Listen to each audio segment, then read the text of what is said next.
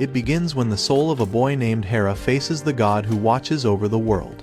The god notes that he lives 39 years of miserable life as he was betrayed by others, and then he fell ill with a fatal disease, so the god decides to give him a second chance with a body that won't fall ill. God finds it's his mistake for his awful life, and apologizes and asks him if he has any wish because God can grant him anything he wishes. Thinking for a bit, Hera says that he wanna try farming. He says he watched a show about it while he was sick in the hospital, and now he wished to try it. Also, he isn't good in getting along with others, and wants to go farming as there aren't many people there. Hera says, "Is it fine?" So the god tell him that farming isn't his jurisdiction, but makes a call and arranges the things. Hera finally gets the permission to bestow the power of almighty farming tool. Hera wakes up in the middle of a forest. He touches himself and gets super happy to be healthy after a long time of illness, and feels happy to be able to move again. After that, he decides to start his farming life there, and wonders what should he do. He looks around and sees there is no one here, and people can't even reach even if they wish as it's a deep forest. He finally thinks he should use his almighty farming tool, and the tool magically appears in his hand. And Hera starts digging, noting that he isn't getting tired at all. He then touches the soil and likes it. Hera then realizes he first needs to worry about food and water, and he goes looking around for water, hearing the sounds of stream. He then realizes that there could be dangerous animals here, so he kept looking for a safe place to stay. He finally sees the forest from a height, and spots a big tree, and then decides to make it a landmark and use it as a camp. He goes around looking for river, but is unable to find any source of water, and then decides to dig a well to find underground water. He summons his tools, which turns into a shovel, and just after that, he starts digging. He digs so deep and then start digging diagonally so that he can come up as well. He finally ends up finding water, and gets super happy thinking it's his lucky day.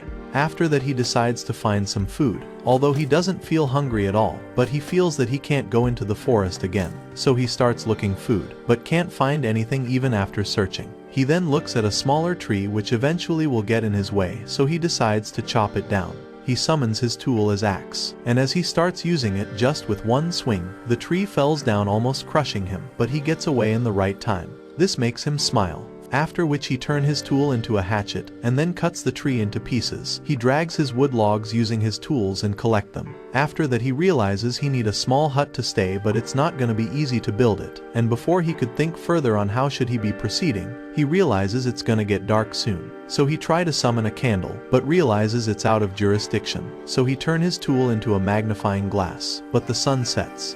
He carves a hole into a large tree and hides inside. Hera cuts some plates and cups, and he realizes that the moon provides enough light for him to see everything. But then he sees that there are 2 moons today and thinks that it's beautiful and that he feels like he is in another world. In the morning, Haru gets some water for himself and then uses the magnifying glass to ignite the fire. After he achieves that, he continues to clear the ground around the large tree and cut some tree to cultivate the crops. He feels it's time to get something to eat, and in that moment, a large monster rabbit attacks him, and Hera manages to use his weapon to kill it in a single swing. After that, he uses the rabbit to feed him, after which he enjoys his food, and after he eat it, he decides to make a toilet, and digs a large hole with an entrance, gas release hole, and a tree trunk as a seat, as he couldn't relax on it. So he ends up creating a small cabin around the toilet seat.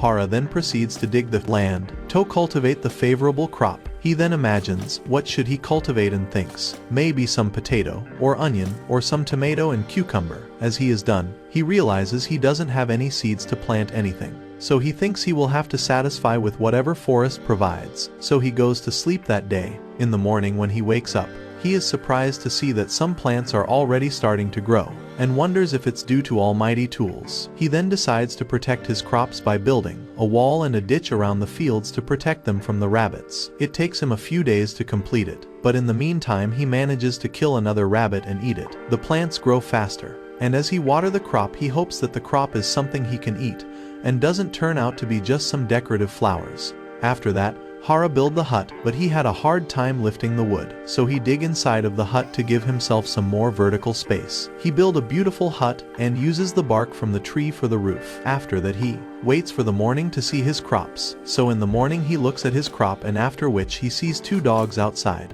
as they look a bit rough and not aggressive, so he invites them in and gives them some meat from a boar he just killed, and wonders what to do. He notices that one of them is pregnant, and after they ate the meat, she started having the birth pain. Hera realizes she is gonna give birth and wonders what should he do, so he ends up letting them inside his house. He then burned the fire outside his hut for the dogs to be warm, and he himself get back in the tree hole for the night. He kept wondering if the dog will be safe or not, or if they would be attacked by other animals. In the morning he gets up thinking he feel asleep, so he checks on the dogs and sees that the female have given the birth to puppies, so he gives them some warm meat to celebrate it. Hera believed the dog would leave after giving birth, but they decided to hang around as they liked the hut, so Hera decided to build himself another hut. After a while, he ends up growing tomatoes and enjoys them.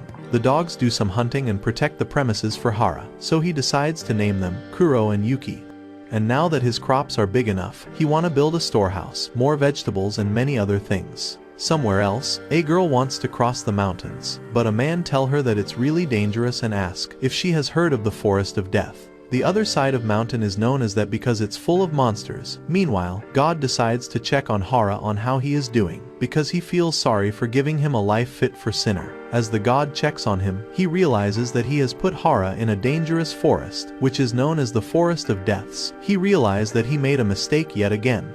On the other hand, Hera has cultivated quite a variety of crops, and he realizes that while he was preparing the ground for farming, if he wishes for any plant, that plant magically starts growing, and even if he plans to cultivate any other crop, he just name it while using his tools and it automatically cultivates. Just not that, the crops he grows also grows super fast, just like the potatoes he cultivated. But the potato sprouts are poisonous, so to prevent it from eating by his dogs he dig them inside soil. He is really happy with the life he is living, and to thank gods who bestowed him everything, he formed the statues of them. After that he cook his meal using meat and vegetables he grow. He boils it and starts having fresh food from his own farm, a part of which he gives to his dogs. Hera then decides to try planting some fruits, and while they grow, he plays with his dogs, realizing that without them, he would have felt a lot lonely. He also noticed that his dogs have horns attached to them and thinks it must be normal here. He feels there are many benefits of having animals, as they help him find his way back to his camp. With their help,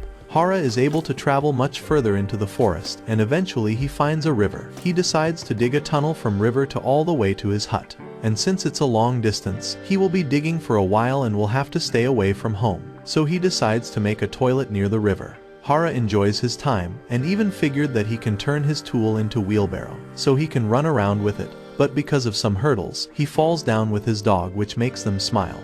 Back at his base, Hera expands his crop field, adding more crops like wheat, sugarcane and oil seeds in it. Not just this, but also his veggies grows faster. Time passes and weather starts getting cold, seeing snow on the mountains. Hera wonders how cold does it get here, and he thinks he should prepare for winters. Also, he even tried wearing the rabbit's fur to protect himself from cold. He starts preparing for winter and gathers food and woods. Just then a giant spider shows up. However, it's friendly and makes a handkerchief for Hera, and it even embroider it. After that, the spider starts living in the large tree, and they loves eating potatoes. In exchange, the spider makes Hera some nice cloths, using the animal pelts he gave it. Gaining the cloths, Hera feels much more comfortable for the winter, and feels more civilized, as he now has a good bed, curtains to block wind and cloths too. He then decides to name the spider Zaba. Finally the winter starts, but all thanks to the preparation he did. Everything is pretty cozy, although Zaba no longer comes down the tree, and Hera guesses he must be hibernating. Although he doesn't have any problems here, but he feels a bit lonely lately, as it's been a long time since he actually spoke to anyone. But finally the summer comes, and the snow starts melting. The small dogs had grown up now, and during the winters, they all entered the forest for some time, and came back with the partners. He also noticed some injuries on his dog, which might have gotten from a fight. Soon, Zaba showed up as well with bunch of his kids. As there are more mouths to feed, Hera decides to expand his crops again. Just then Zaba rings the alarm and Kuro leads Hera into the forest. Kuro then takes him to see a child, who is naked and entangled in a spider web. Hera wonders, why is she in this condition? The dogs and the spiders are wary of her, but as she asks for help, Hera decides to help her and try to give her his jacket. As he gets close to help her, she jumps and bites his neck, and then grow up to a young woman. Haru wonders if she is a monster or someone dangerous. Just then the dogs attacks her, and as they beat her up, she turns into a small girl again. Hera wonders if she is some kind of enemy because she sucked his blood, but she snaps at him saying, "Stop throwing giant dogs at me." She says that she had to bite him to recover her strength because she used too much energy, so she can't maintain her adult form. Hera wonders why the dog attacked her, so she explains that she wanted to take down at least one of them. Feeling bad for her, Hera let her suck more of his blood so that she can recover. She finally gets to her normal, but Hera notes that she looks younger still. She explains that if she suck any more blood, his life will be in danger. But he asks her to take as much as she need. After that, Hera takes her to his place, and she is really surprised to see a crop field in the forest. And also the new crops. She asks him if they some decorative plants, but Hera says that these are tomatoes, and using his tool he cuts one ripe tomato for her, and she ends up really enjoying it, while Hera feels happy for having someone to appreciate his work. After that she wishes to see his other crops as well, and they both enjoys eating together. She finally reveals her name as Rue, who is a vampire. Later that night, she gets excited to get to know about so many new species. Then we get to know that she is researching on medical plants, and the reason she got into this forest is because she got in a fight with some nobles who were trying to steal her research. Since they kept chasing her, she ended up being in the forest and decided to hide here as that way she could get to research more about plant species. Rue gets surprised that Hera is living in this dangerous forest and even tame the beast with him. She also asks him about the magic techniques he is using to generate the tools. All of this excites her even more. Hera realizes how rare his chances are to find someone, as this is the first person he came in contact with, as it may take even more to meet someone else. So as she asks him if it is okay for her to visit again, Hera decides to ask Rue to stay and live with him. He bows down to request her to live here forever, but Rue explains that she will put his life in danger as there are people after her, and also she is a vampire. But Hera doesn't care. She thinks for a moment, and Hera explains that he is surprised himself because he has never been good with dealing people, but now he realized that he doesn't want to live alone. Rue finally agrees, explaining that she doesn't really have anywhere else to go. Although she feels embarrassed by his proposal, he tries to clear that he doesn't want to be alone anymore, and Rue says, "You told me to stay here forever," making him blush too. So he bows again saying, "Yes, I proposed you to stay with," making her blush even more, and they both ends up hugging each other. The next morning, Rue turns a little younger when Hera asks why. She explains that in this form she will restrain him from touching her, and he agrees to her. Hera then explains that he want to grow some sweet potatoes next. He also tell Rue that she is the first villagers here. Kuro disagrees, and Hera then corrects himself stating she is more like 30th villager. Rue wonders if Hera can grow some medical herbs, and he agrees to try some. Rue says that they need to find the right seeds for it, but he explains her that he doesn't need seeds. The next morning, Hera wakes up along with Rue, but he notes that vampire doesn't really like mornings. Later, using magic, Rue helps out by putting light in the toilet and other places. After that they have their food, and Rue asks why there isn't any salt in it. Hera says that he has almost given up on finding salt, but Rue explains that one of the layers in the soil is mostly salt, and this surprises Hera as he never notices it while he was digging the well. Hera then checks on his fruits garden while enjoying his tea with Rue and tell her that fruits crop takes more time than the veggies. Hera thinks that he wanna consume green tea, so he needs to cultivate green tea leaves alongside other teas. Just then Zaba rings the alarm, and Hera wonders what is going on, so he goes with Rue to check out. Upon reaching, he finds out another girl being captured by the spiders and dogs. She apologizes for attacking them and asks Hera for help as he releases her. She uses magic to heal herself, surprising Hera. She then notices Rue and realizes she was hiding in a forest and wants to capture her, but the dogs attacks her. Hera takes the girl and Rue back to his place, and Rue tell her that she has dealt with the same situation as her, and she says that the dogs are quite ruthless and magic doesn't affect them. After that the girl wonders who is Hera, and blushing Rue explains that he is her husband, and Hera says yes, I am her husband, making Rue all red. The girl then introduces herself as Tia, an angel, and Hera guesses that she serves God, but Rue explains that angels are the race of warriors who have more muscles than brains. Hera wonders why Tia is chasing Rue, and she says that Rue has a bounty on her head due to the damage she caused in the town. She says that Rue is always researching strange medicines and concoctions, and as soon as something bothers her, she starts blowing things up. Ru states that it only happened once because the nobles were so demanding that they needed to be taught a lesson. That's why there was an accident. And she finally admits she went a little too far. She also explains that Tia is a little stronger than her. That's the reason she ran into the forest. Tia is surprised that Ru is admitting her weakness. Ru explains that she realized how weak she is after facing the dogs. After that, Ru offers Tia to live with them, guessing she would like it. Tia agrees and Ru takes her around to show her the crops, and finally introduces Zaba to her. Seeing such a big spider, Tia collapses. After which Ru asks her to come along to harvest the crops that Hera has planted himself. After that, Ru takes Tia along to harvest the cabbages. Hera gives Tia the knife and she tries cutting the crop. He then asks her to taste it, after which he chops some leaves and sprinkles some salt on top of it, and gives her to taste. She ends up liking it. And that's how they spend the day harvesting some more crops of their usage. After coming back home, they try their hand on strawberries for the first time, and Tia loves it,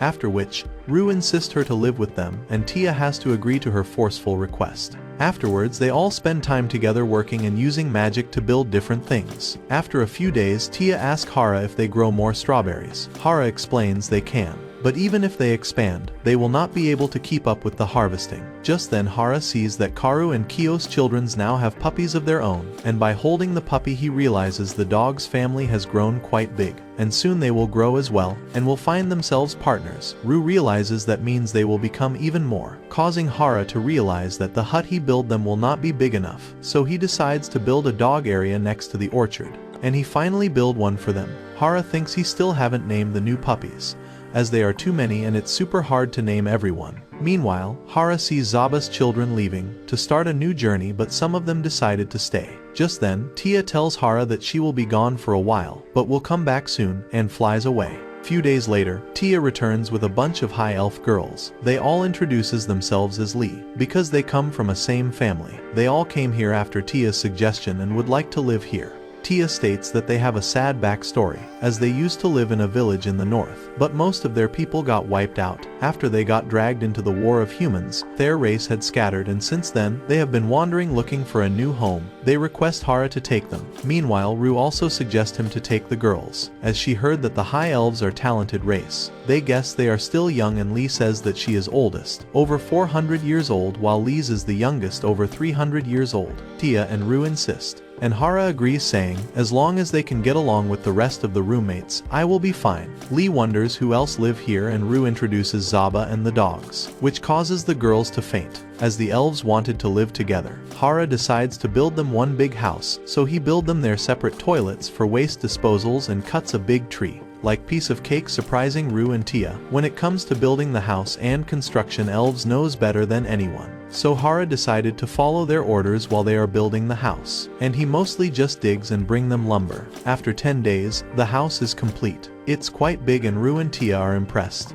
Hera feels jealous of their house, but has now learned the elves' techniques of building homes, and considers rebuilding his hut. The elves' house has 2 entrances, own big living room, where they all can gather, dine and chit-chat. To each side of living room, there is storage rooms.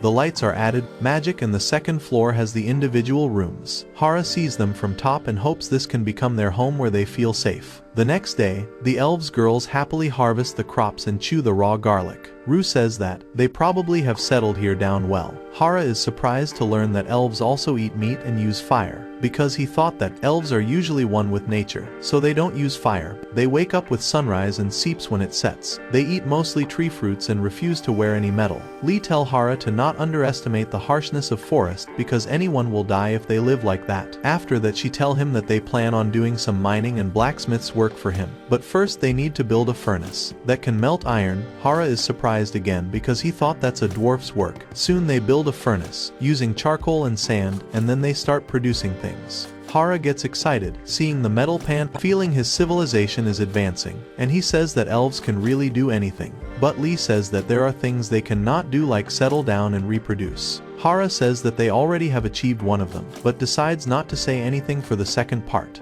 Later he thanks them that they joined in.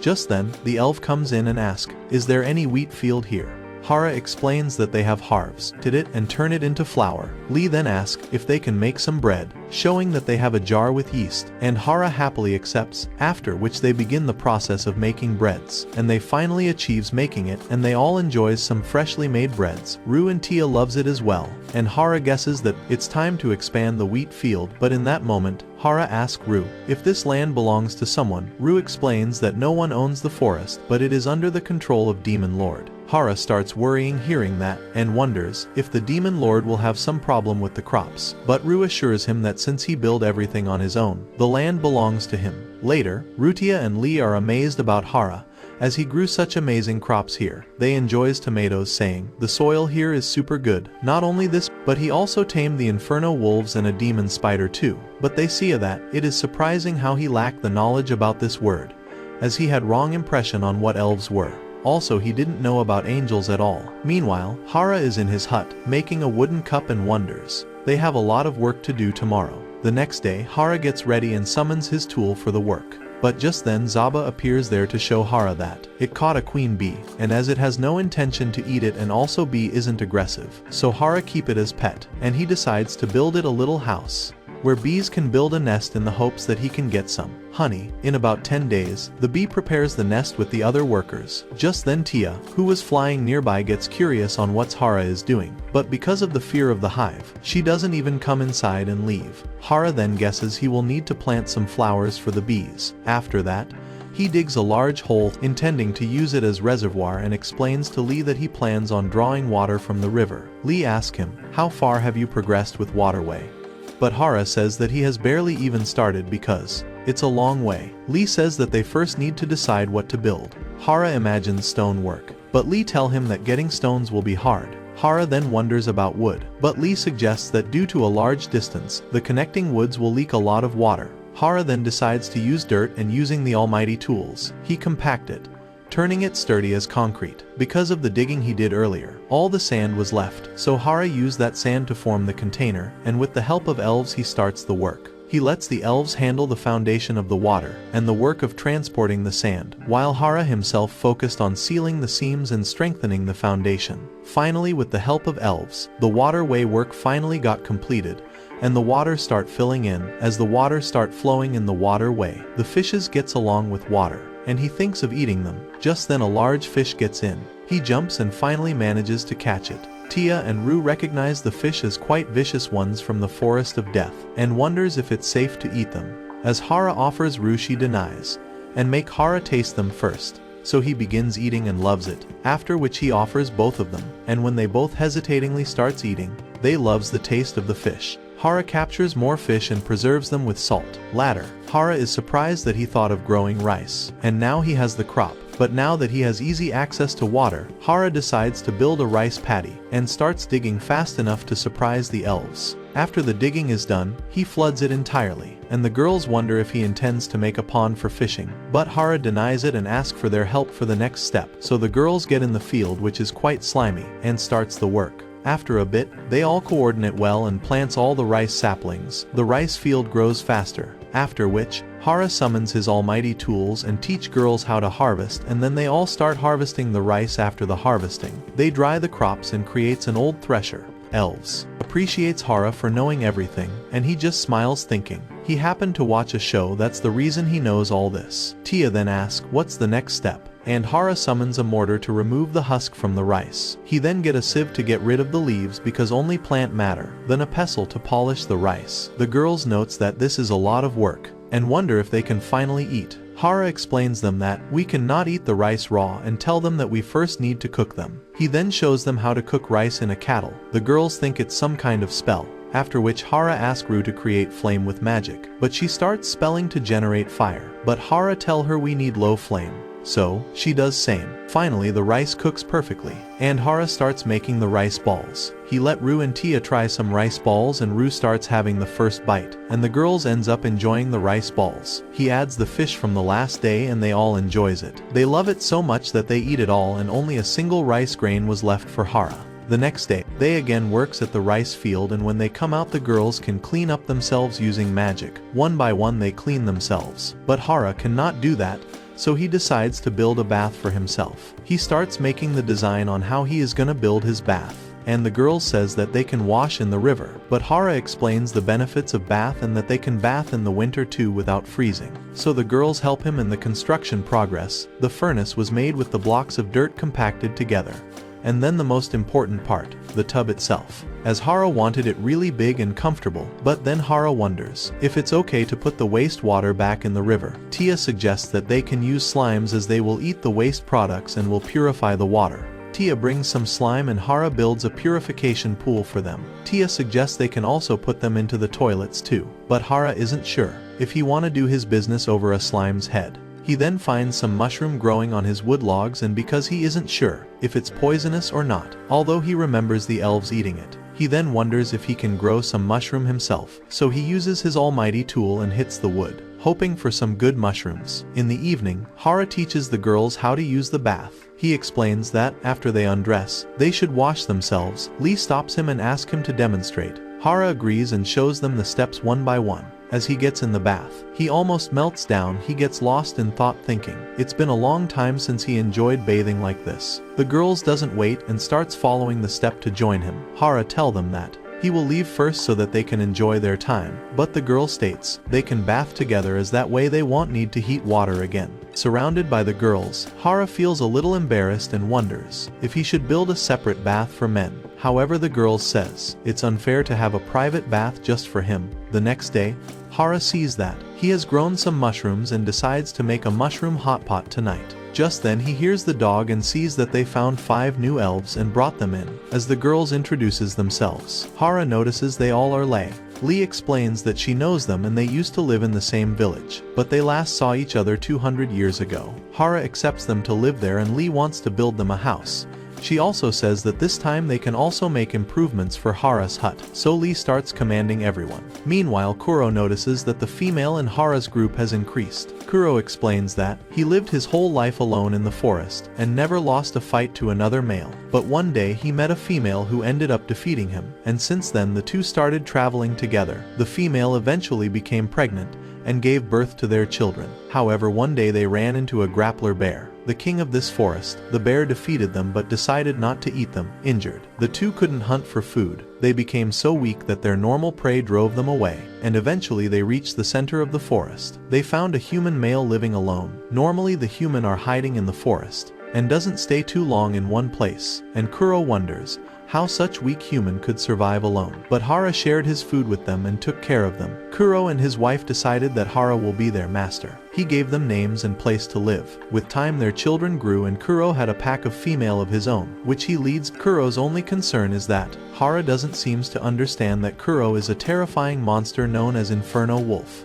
However, Kuro is sure it would be fine and is grateful for meeting Hera, his master. Hera's new house is finally finished, and he's surprised on how big it is. They discuss how beautiful and big Hera's new house has turned out, which will also be sufficient for new residents. After that, the girls show him around the house and explains him the Danes of the hall where everyone can gather, after which they shows him his room. Hera looks at his room and loves it. After that, they show him the dining space opposite to which is their kitchen area. They show him the storeroom, where they are gonna store their food, after which Rue and Tia looks at their respective rooms and loves it. Hera then sees a room that has a bolt lock and wonders what is inside, but as he opens it, he sees a bed for 2, and he closes the door quickly and pretend he didn't see it. While walking out, he looks at the big tree where he actually started his farming life and thinks this place is amazing, while Lee tell him to let her know if he feels any inconvenience. After that, Hera decides to make the statue of his dogs and put them at his entrance, which fits in quite well.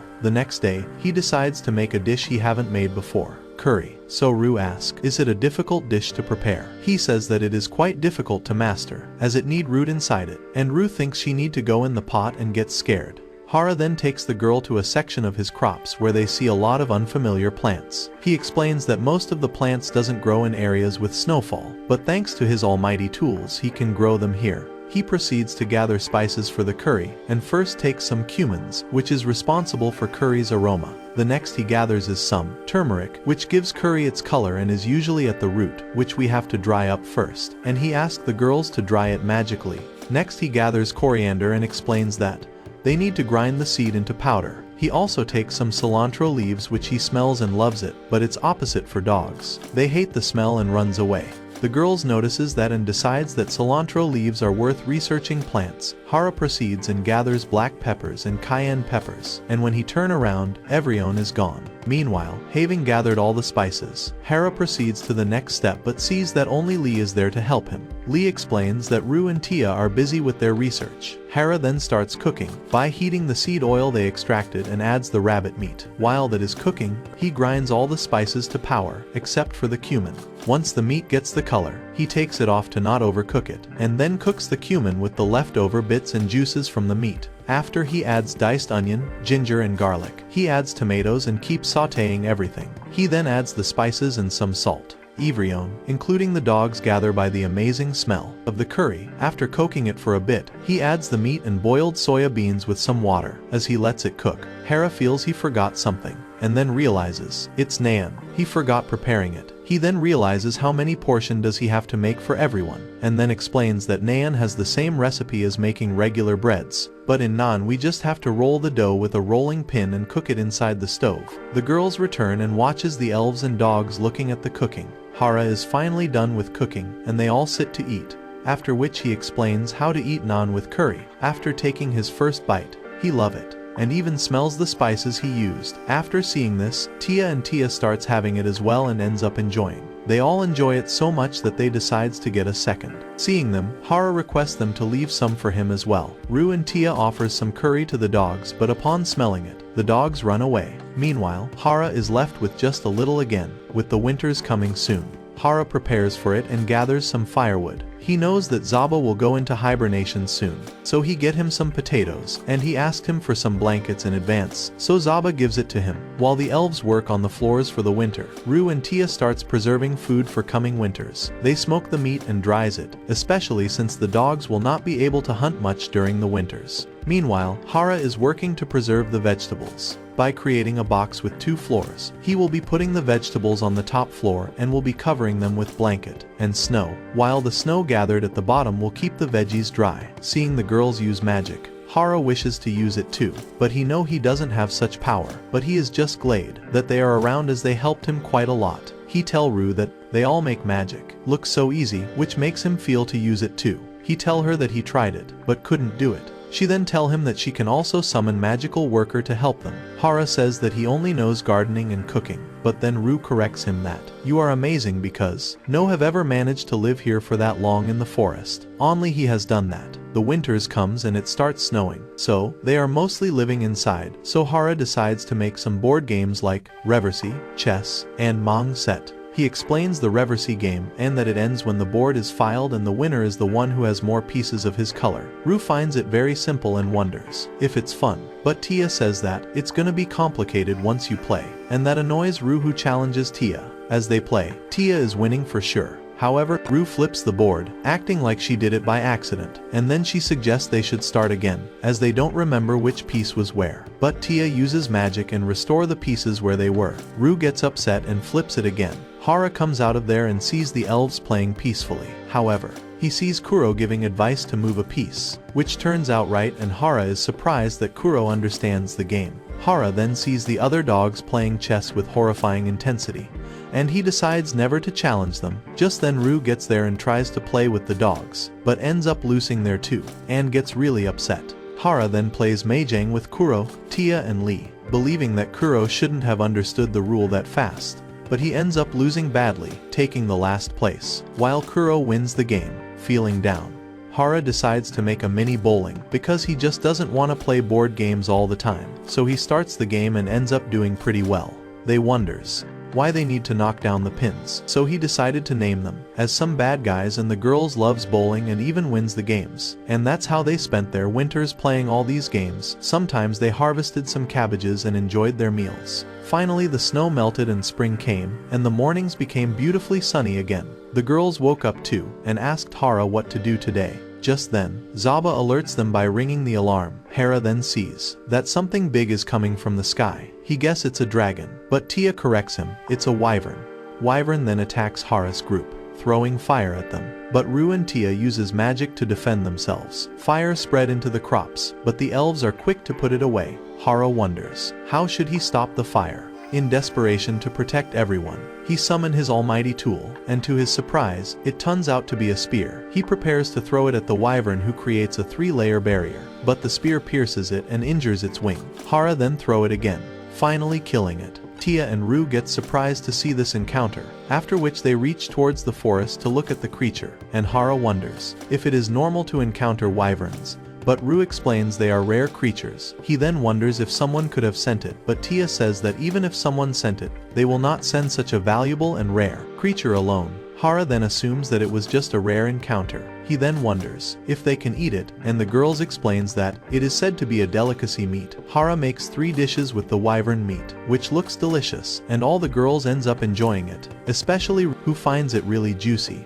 Rue asks Tia if she could have blocked Hera's spear, but she says that the wyvern wasn't able to stop it. She wouldn't have been able to stop it either. Rue then says that it was their pure luck to meet Hera, because of which they are enjoying this delicious meal. Meanwhile, at the demonic kingdom of Demon Lord Castle, the generals receives report that the wyvern was killed. Randon cannot believe it, but Beazle states that the wyvern was attacked from the ground and was killed in 2 hits. Random fears immensely that they will not be able to fight someone that powerful.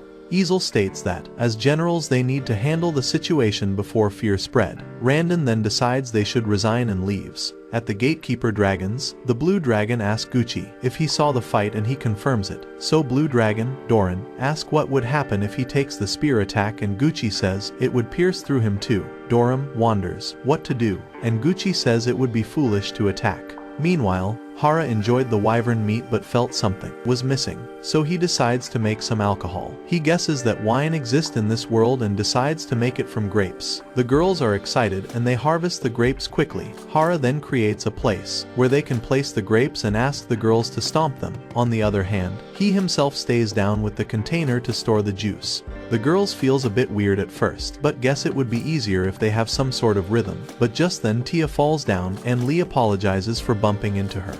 After that they decides to finally get into sync, and the elves suggest some song from their village and they start singing it together, after which they beautiful sync in together and start rotating circularly. They drag Rue and Hera together as well, and fills several barrels, and Hera decides to let the yeast on the skin of the grapes to ferment it for them. He wonders if they made too much, but after hearing that the girls will drink it in no time, he wonders if he made too little. Meanwhile, the god observes Hera and wonders if this is enough to forgive him, but the goddess says it isn't, because he actually punished an innocent soul, and while trying to save him, he actually sent him to the forest of death. The goddess gets absolutely mad at him for giving Hera that spear. God says he got the permission. However, goddess says he didn't tell her anything about spear, because that spear is too powerful and will drain their life force and will kill them. But God says that Hera is fine and has a healthy body. She is also angry on the goddess statue Hera made, because she appears like an old man. She gets so angry that she punished the god to sit for 300 years. Meanwhile, Zaba again signals Hera, and he sees that the dogs and spiders caught another girl. Rue sees it's her younger sister Flora. As they take her to the hut, she explains that she heard the angel was after her, and she followed her to the forest. Hera suggests that she should stay there for a while. Flora accepts but wonders if Hera is really Russ' husband.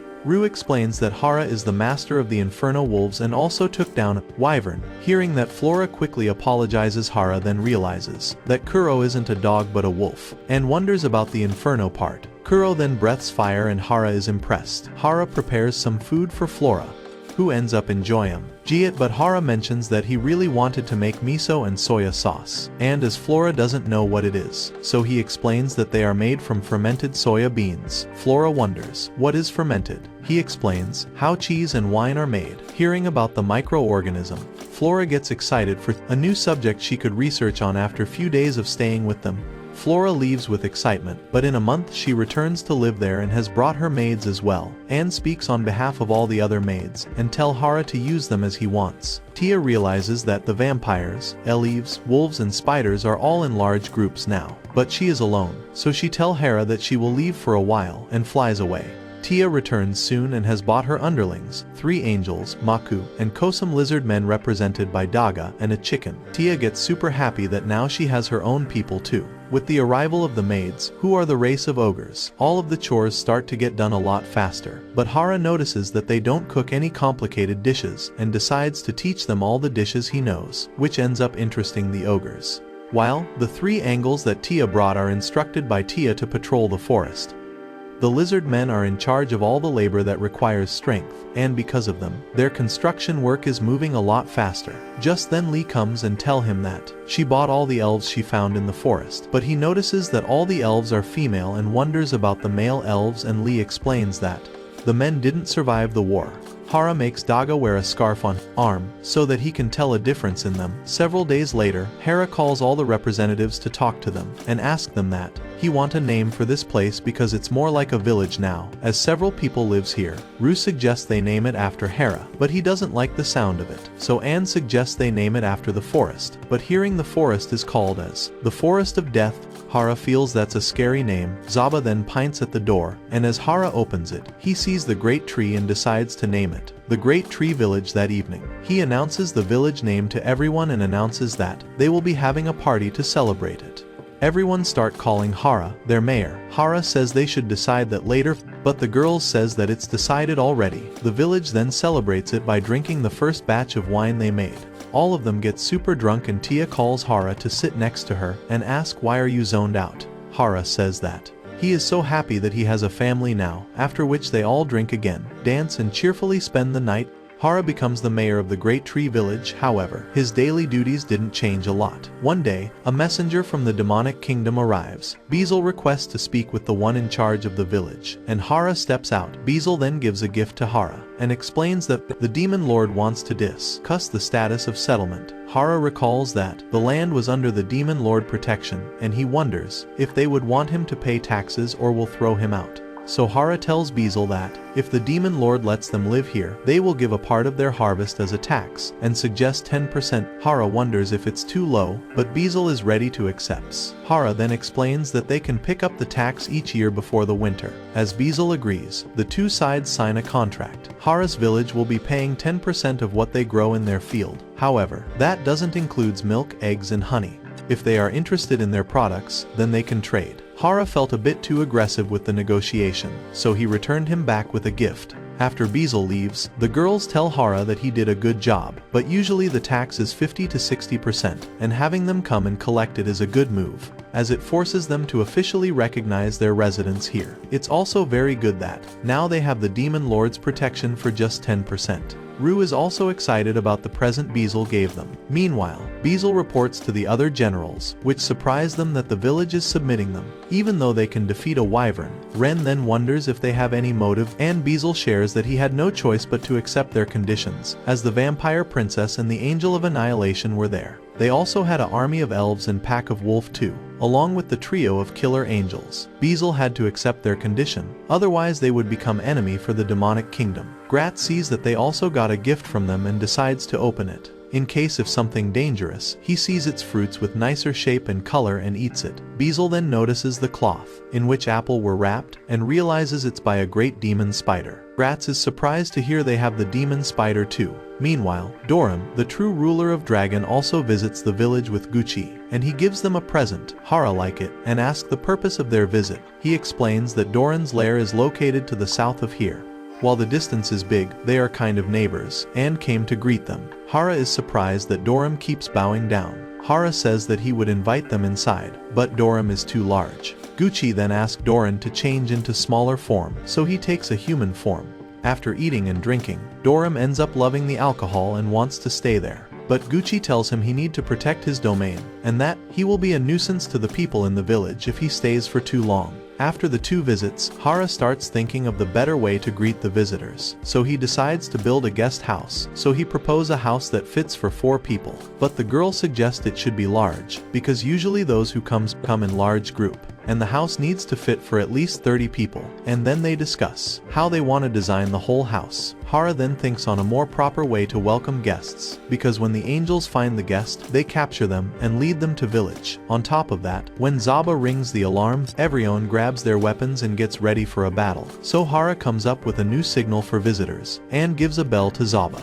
Hera then wanted that he, Ru and Tia should greet the guest, but the idea is rejected, and he is forced to add some elves, only maids and the lizard men. Also he tell Flora to stay at the huts to look after the guests, because the vampires can actually stay up at night for several days. Soon, Garf and a few beastmen from the Howling Village arrives as guest, and explains they want to establish a relationship with Hera's village. Ru decides to welcome them, and ask if that's all of them, as Garf confirms. Ru explains that they would consider anyone else as enemy, the Inferno Wolves, then bring some more men from Garf's group and he apologizes. She tells them to behave properly and then invites them to their guest house. The maids welcome them in, and after the hospitality in the house, they lock them in.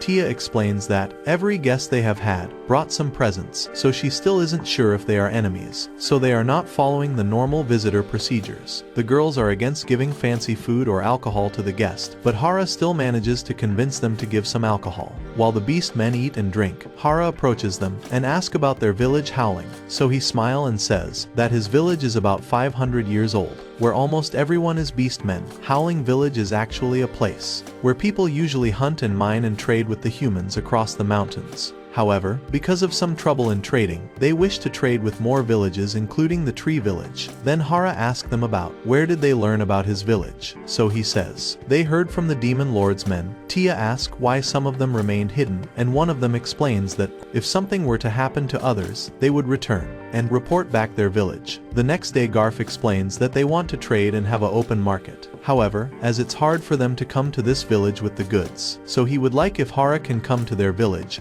guessing he can navigate easily in the forest. Hera then wonders he can actually use the wolves to pull a cart with goods. For their first trade, Garf has brought items like silverware, glassworks, metalworks, and would like food. In exchange they both agrees for the trade. Before leaving, Garf reveals that he didn't know people brings gift for the first meeting, and that next time he will keep it in mind. However, he explains that they are poor and so the gift will not be anything fancy. Hera says that the value doesn't matter, but the thought behind it. After some time, Hera decides it's time they trade with the Howling Village. However, the girls doesn't allow him to leave, and Tia will go on his behalf. Normally it would have taken them 10 days to reach. However, Doram agrees to take them, in exchange for a barrel of wine. After his first visit, Doram started visiting regularly and always brings treasures or weapon as gifts, so no one complains about him. After that, they leave for Howling Village. Meanwhile, the Beatsmen wonders if the Tree Villagers would show up, but just then they spot the dragon along with Tia. After few days Tia returns with a sad Doram. She explained that initially the beast men refused to take anything they were given. However, when she gave them some free samples they loved it, and they ended up trading everything. Doram then complains that they even traded the barrel of wine that was supposed to be his, but Hera tell him he can drink more tonight, instantly lifting his mood. Tia then says that the mayor of Howling Visit asked if some people from his village can live here. Hera states that they need more people. Tia then reveals that there are 20 people who want to come, and they are all women. Hera is disappointed, because the village already have all women's and fears the village may not have a future. He accepts the people, but requests they send 2 young men. Meanwhile, the group of female beast men arrives and Sina introduces herself. She is grateful that he accepted them and are prepared to be useful however they fit. But Hera tell them to relax and be comfortable. First, Hera then wonders about the men he asked for, and Sina reveals they brought 3 young men. As he asked, he is shocked to look at them, but then realize that in 5 or 10 years they may help with the future of the village. Initially, the beast men believe they will be treated horribly at this new village. However, that isn't the case, and they get used to the life in the village quite fast. Hera then notices that Sina uses magic and says it to Tia that everyone uses magic except him. She then thinks about it that almost everyone in their group has magic powers, including Zaba and Kuro too. Even the slimes have magic too. She tries to comfort him saying that the beastmen kids still cannot use magic and they can learn together. But Hera knows that one day they will easily surpass him. After that Hera start harvesting the apple. But hears some noise nearby the village and the ground shakes. Grand Maria quickly reports that a grappling bear and a viper are fighting in the forest. Hera wonders if we can eat the bear meat and ask Maria to take him see the fight. When they reach there, Grand Maria suggests they should go back and think of a plan. However, Hera requests that she drops him down. As she leaves him, he attacks the monster and kills them with a single blow, and Angels feels it's really impressive. Meanwhile, Hera decides to cook the bear with some wine and make wine braised grappler, but finds it quite gamey. The girls are shocked that he used their precious wine, but he explains that cooking with wine is normal. He fry the wiper and ends up enjoying it more, as it tastes like fried chicken. Since it tasted like chicken, Hera wants to try something, so he goes to Flora and asks her if she has any antibacterial agent. He explains that he needs something that can kill microorganisms and will prevent stomach aches or illness. Flora then gives him a potion, explaining that it will blow up everything. Hera asks for something weaker and she gives another potion. Hera also asks her about the miso production, and Flora explains that she has no progress. She did what he told her, but didn't notice any fermentation and used a potion that blow up her house 3 times already. Hera suggests that they can try again. The next day he gathers some chicken eggs. He then adds salt and vinegar. After mixing it, he adds some oil and gets mayonnaise, which will go perfect with the fried wiper. He then proceeds with the miso, and starts by simmering the soya beans he and Flora soaked in water. Next they grind them, and he uses the almighty tools to add kuji mold. They form balls and pack it into barrels, and leaves for a few months. Just then, Ru calls Hera, informing him that they have visitors. The visitors are a few elder dwarfs, led by Dono, who heard that they have high-quality alcohol, and wish they share some with them. The girls explain that they cannot give it for free, so Dono explains that they don't have money, but have technology. They have spent their life studying alcohol and seeing the fine crops he has. They can help them turn into fine alcohol. Hearing that, the girls quickly agrees. The dwarfs then begin using distillation and forms corn whiskey. Hera tasted it and loved it. Eventually Dono and his men remained in the village. Later the village has the welcoming celebration for the beast men and the dwarfs.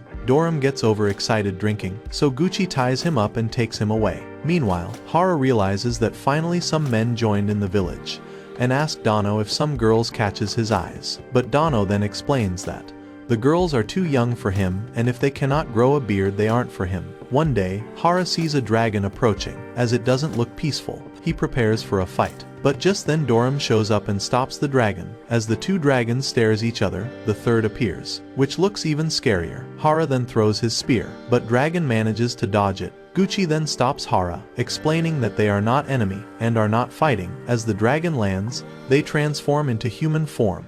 Gucci explains that the 2 other are Doram's wife, Grafa, and daughter Lastus, as Doram constantly sneaks out to come to the village. His wife and daughter get suspicious, thinking he might be cheating, as he always takes something from the treasure and returns in the morning. Hera actually built Doram a house there, so that he doesn't go drunk at home, but guesses that was a bad idea. Doram tries to explain, but the women are sure he is hiding something. Doram explains that he has no courage for an affair. Hera then apologizes for earlier, but Doram makes his family apologizes to the mayor. Anyway, Hera is glad that things are sorted out and leaves. Doram then asks his wife and daughter if they understand what he is doing. Grafa confirms, noting that even if villagers are small in number yet they are powerful. Lastus also notes that Grafa couldn't defend against that attack, and had to dodge it. Grafa explains that it was only because of the spider, who pulled her out and is an old friend. If he didn't pull her out, she would have died. Grafa then tells Lastus to live in this village and make sure his powers never turned against them. Hera agrees with Lastus living there, and she quickly starts helping them with the work. However, as she is a dragon and is too strong, she would often break anything she touches, and even her sneezing causes blasts. Hera wonders what to do with her. As Doram asks them to give her some work, he then notices that the wolves are scared. So Tia explains that it's not just the wolves but the chickens and cows as well. She explains that the dragons aren't just powerful, but they has wisdom too. Hera then gets an idea and sends Lastus to handle the diplomatic relations with Beezle, who is shocked to see a dragon. She wonders what he wants, and Beezle barely explains that he wants more fruits like the one they got last time. But she explains that they are running low on apples but have strawberries. Scared, Beezle decides to take 10 boxes. She also suggests some oranges, watermelons, and pamons, and Beezle takes them too. Meanwhile, Beezle reports back that they have a dragon now. While it may be risky, they decides to send a spy. He then calls his daughter Floram, and explains that he wants her to investigate the village military mind. Floram goes to the village, and at first she glances from the sky. After she lands, she is welcomed by Lastus, who takes her around. Floram, who already know Lastus is a dragon, gets a little scared while showing her around. Lastus is informed that they have spotted a messenger from Halling village and she decides to leave Florum to look around by herself. Florum then goes around and sees all the races. She checks out on every worker working for Hera, one by one. She then looks at Tia and her killer angels, along with high elves, and gets terrified to see the pack of wolves and demonic spiders. She expected Lattice Moon to command them all, but she heard that there is someone above her, who rules everyone. She ends up seeing Hera, but as he is just a human, she ignores him. But after meeting with Lastus again, she explains that Hera is the mayor of the village. Florum cannot believe a human is commanding them all. Meanwhile, Hera heard that Florum is Bezel's daughter and that she will be staying for a while. He sees that she is getting along with Lattice pretty well, but the moment he shows up, Florum start acting awkward. On the other hand, the slimes in the village had started to multiply. No one really notices it, until a purple slime drank a full barrel of alcohol, which angered the girls, so they decided to hold a trial and found it guilty. However, Florum explains that it's a slime, and it will not reflect on its action even if we punish it. The girls realize it and decides to leave it, since it's just one slime. Anyway, from then, purple slime started joining them during their feast. The autumn comes, and Hera and the rest enjoys their hot pot, which is delicious. Hera notes that, if they have some seafood, the hot pot will taste even better. The girls then wonder what he means by seafood, and Hera says stuff like crabs, monkfish along with some kambu seaweed. Rue immediately tells Flora to start researching those things, while Tia is surprised that one can eat crab as they are hard. Florum explains that there is a harbor city called Chisato within the demonic kingdom, which provides the seafood, and they can reach it by going south from this village. Lastus decides to fly towards the town and Florum decides to go with her, as she knows a merchant there. The two of them leaves. Lastus and Florum returns home after 3 days with Michael, a merchant from the city. After he introduces himself to Hera, he showed him the fish he brought and explains that the kombu he requested is usually thrown away. However, he have already told his men to collect some for Hera. Michael explains that his visits have 3 goals. To properly greet Hera, to suggest more opportunity for them to trade good and do business, and third, to become the official government purveyor for the village. The girls explains that he wanna be the one who handles all trade between village and the outside world. He then appreciates Hera's crop, and tell him that he can get him a lot of profit, and shows them the list of products his company trades. In the evening, before leaving, Michael wants them to discuss the alcohol next time, but Lastus yells at him saying that he cannot have the alcohol. Scared, Michael backs off and leaves. Lastus flies him back to the town. Michael looks back at the village and as he thinks about it, he gets scared. 3 days earlier, one of Michael's men tell him that they have a visitor who wants to speak with him, although he wishes his men to handle it, as he is busy, but the man explains that they requested him by name and brought goods from their farm. Michael is surprised that they bought goods as it's against their rules. However, his intuitions tell him not to ignore it, and he decides to meet them. Meeting with them, he is surprised to see Florum from Chrome family, so he wonders who is the other girl, and hearing she is Lastus, he is shocked that she is that crazy dragon, so he asks them, how can he help them? The girls then bring him goods and explain that they want him to buy them, and in exchange they want few things he need to find them. After he checks the goods, he sees apples and realizes it's the fruits that has entered the demonic kingdom, and everyone is talking about them. Each one of them he can sell for several silver coins. He was considering this risky, but believing he will make a lot of money, he gets really happy. He tells his man to bring him the best products from the market, and wishes go with the girls on their way back. The girls then explains that they are heading towards the forest of death and they will give him a ride home. Hearing that, Michael starts to feel uneasy. He gets scared by everyone in the village except Hera. After the deal, he feels he will be rich but is not sure if his body will be able to handle it. Later, Hera makes hot pot with seafood and everyone loves it.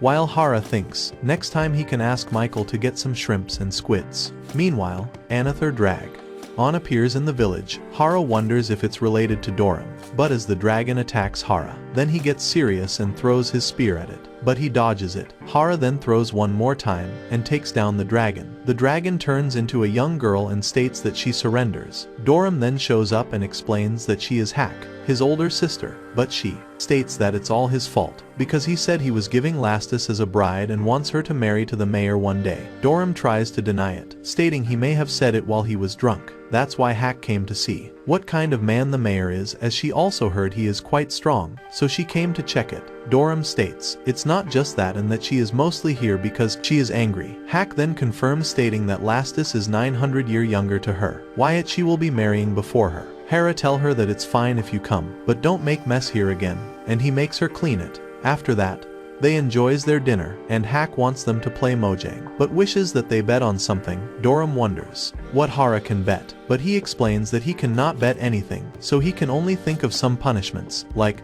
strip Mahjong, hockey. Dorum and Lastus, all of them agrees to play. Soon they starts playing. The game starts getting serious, but quickly Hera finds himself in his last piece of clothing, and wonders if they are using magic to win. He then feels he has a chance and can really win the entire game, but he ends up losing again and is forced to take off his pants. Bezel reveals that Hack has also been seen in Hera's village. Glatz then worries even more that they have enough power to overtake the kingdom. The demon lord Gargard shares that his daughter has been in a bad mood lately and haven't spoken to him the whole morning. Glatz then ignores the demon lord and tell them to focus on the situation, and that they need to gather funds and their forces for the war. But seeing that, Randon runs away again. Meanwhile, Hack decides to stay in the village and start teaching children. Also, Hack is extremely skilled at any job she takes, although she always complains about anything she is asked to do. In the end, she became the teacher of the village. One day, Lamia girls led by Junior show up, bringing gifts and asking Hera to spare their lives. As Hera doesn't know what they mean, the Lamia girls explains that the younger wolves and spiders decided to clear a dungeon they found in forest, which forced the Lamia to flee their homes. Hera then decides to trade the gems they mined and gives them some of their crops. Hera would be happy if they keep trading, and Lamia agrees. However, Hera asks them to put on some cloths whenever they come. The Lamia then started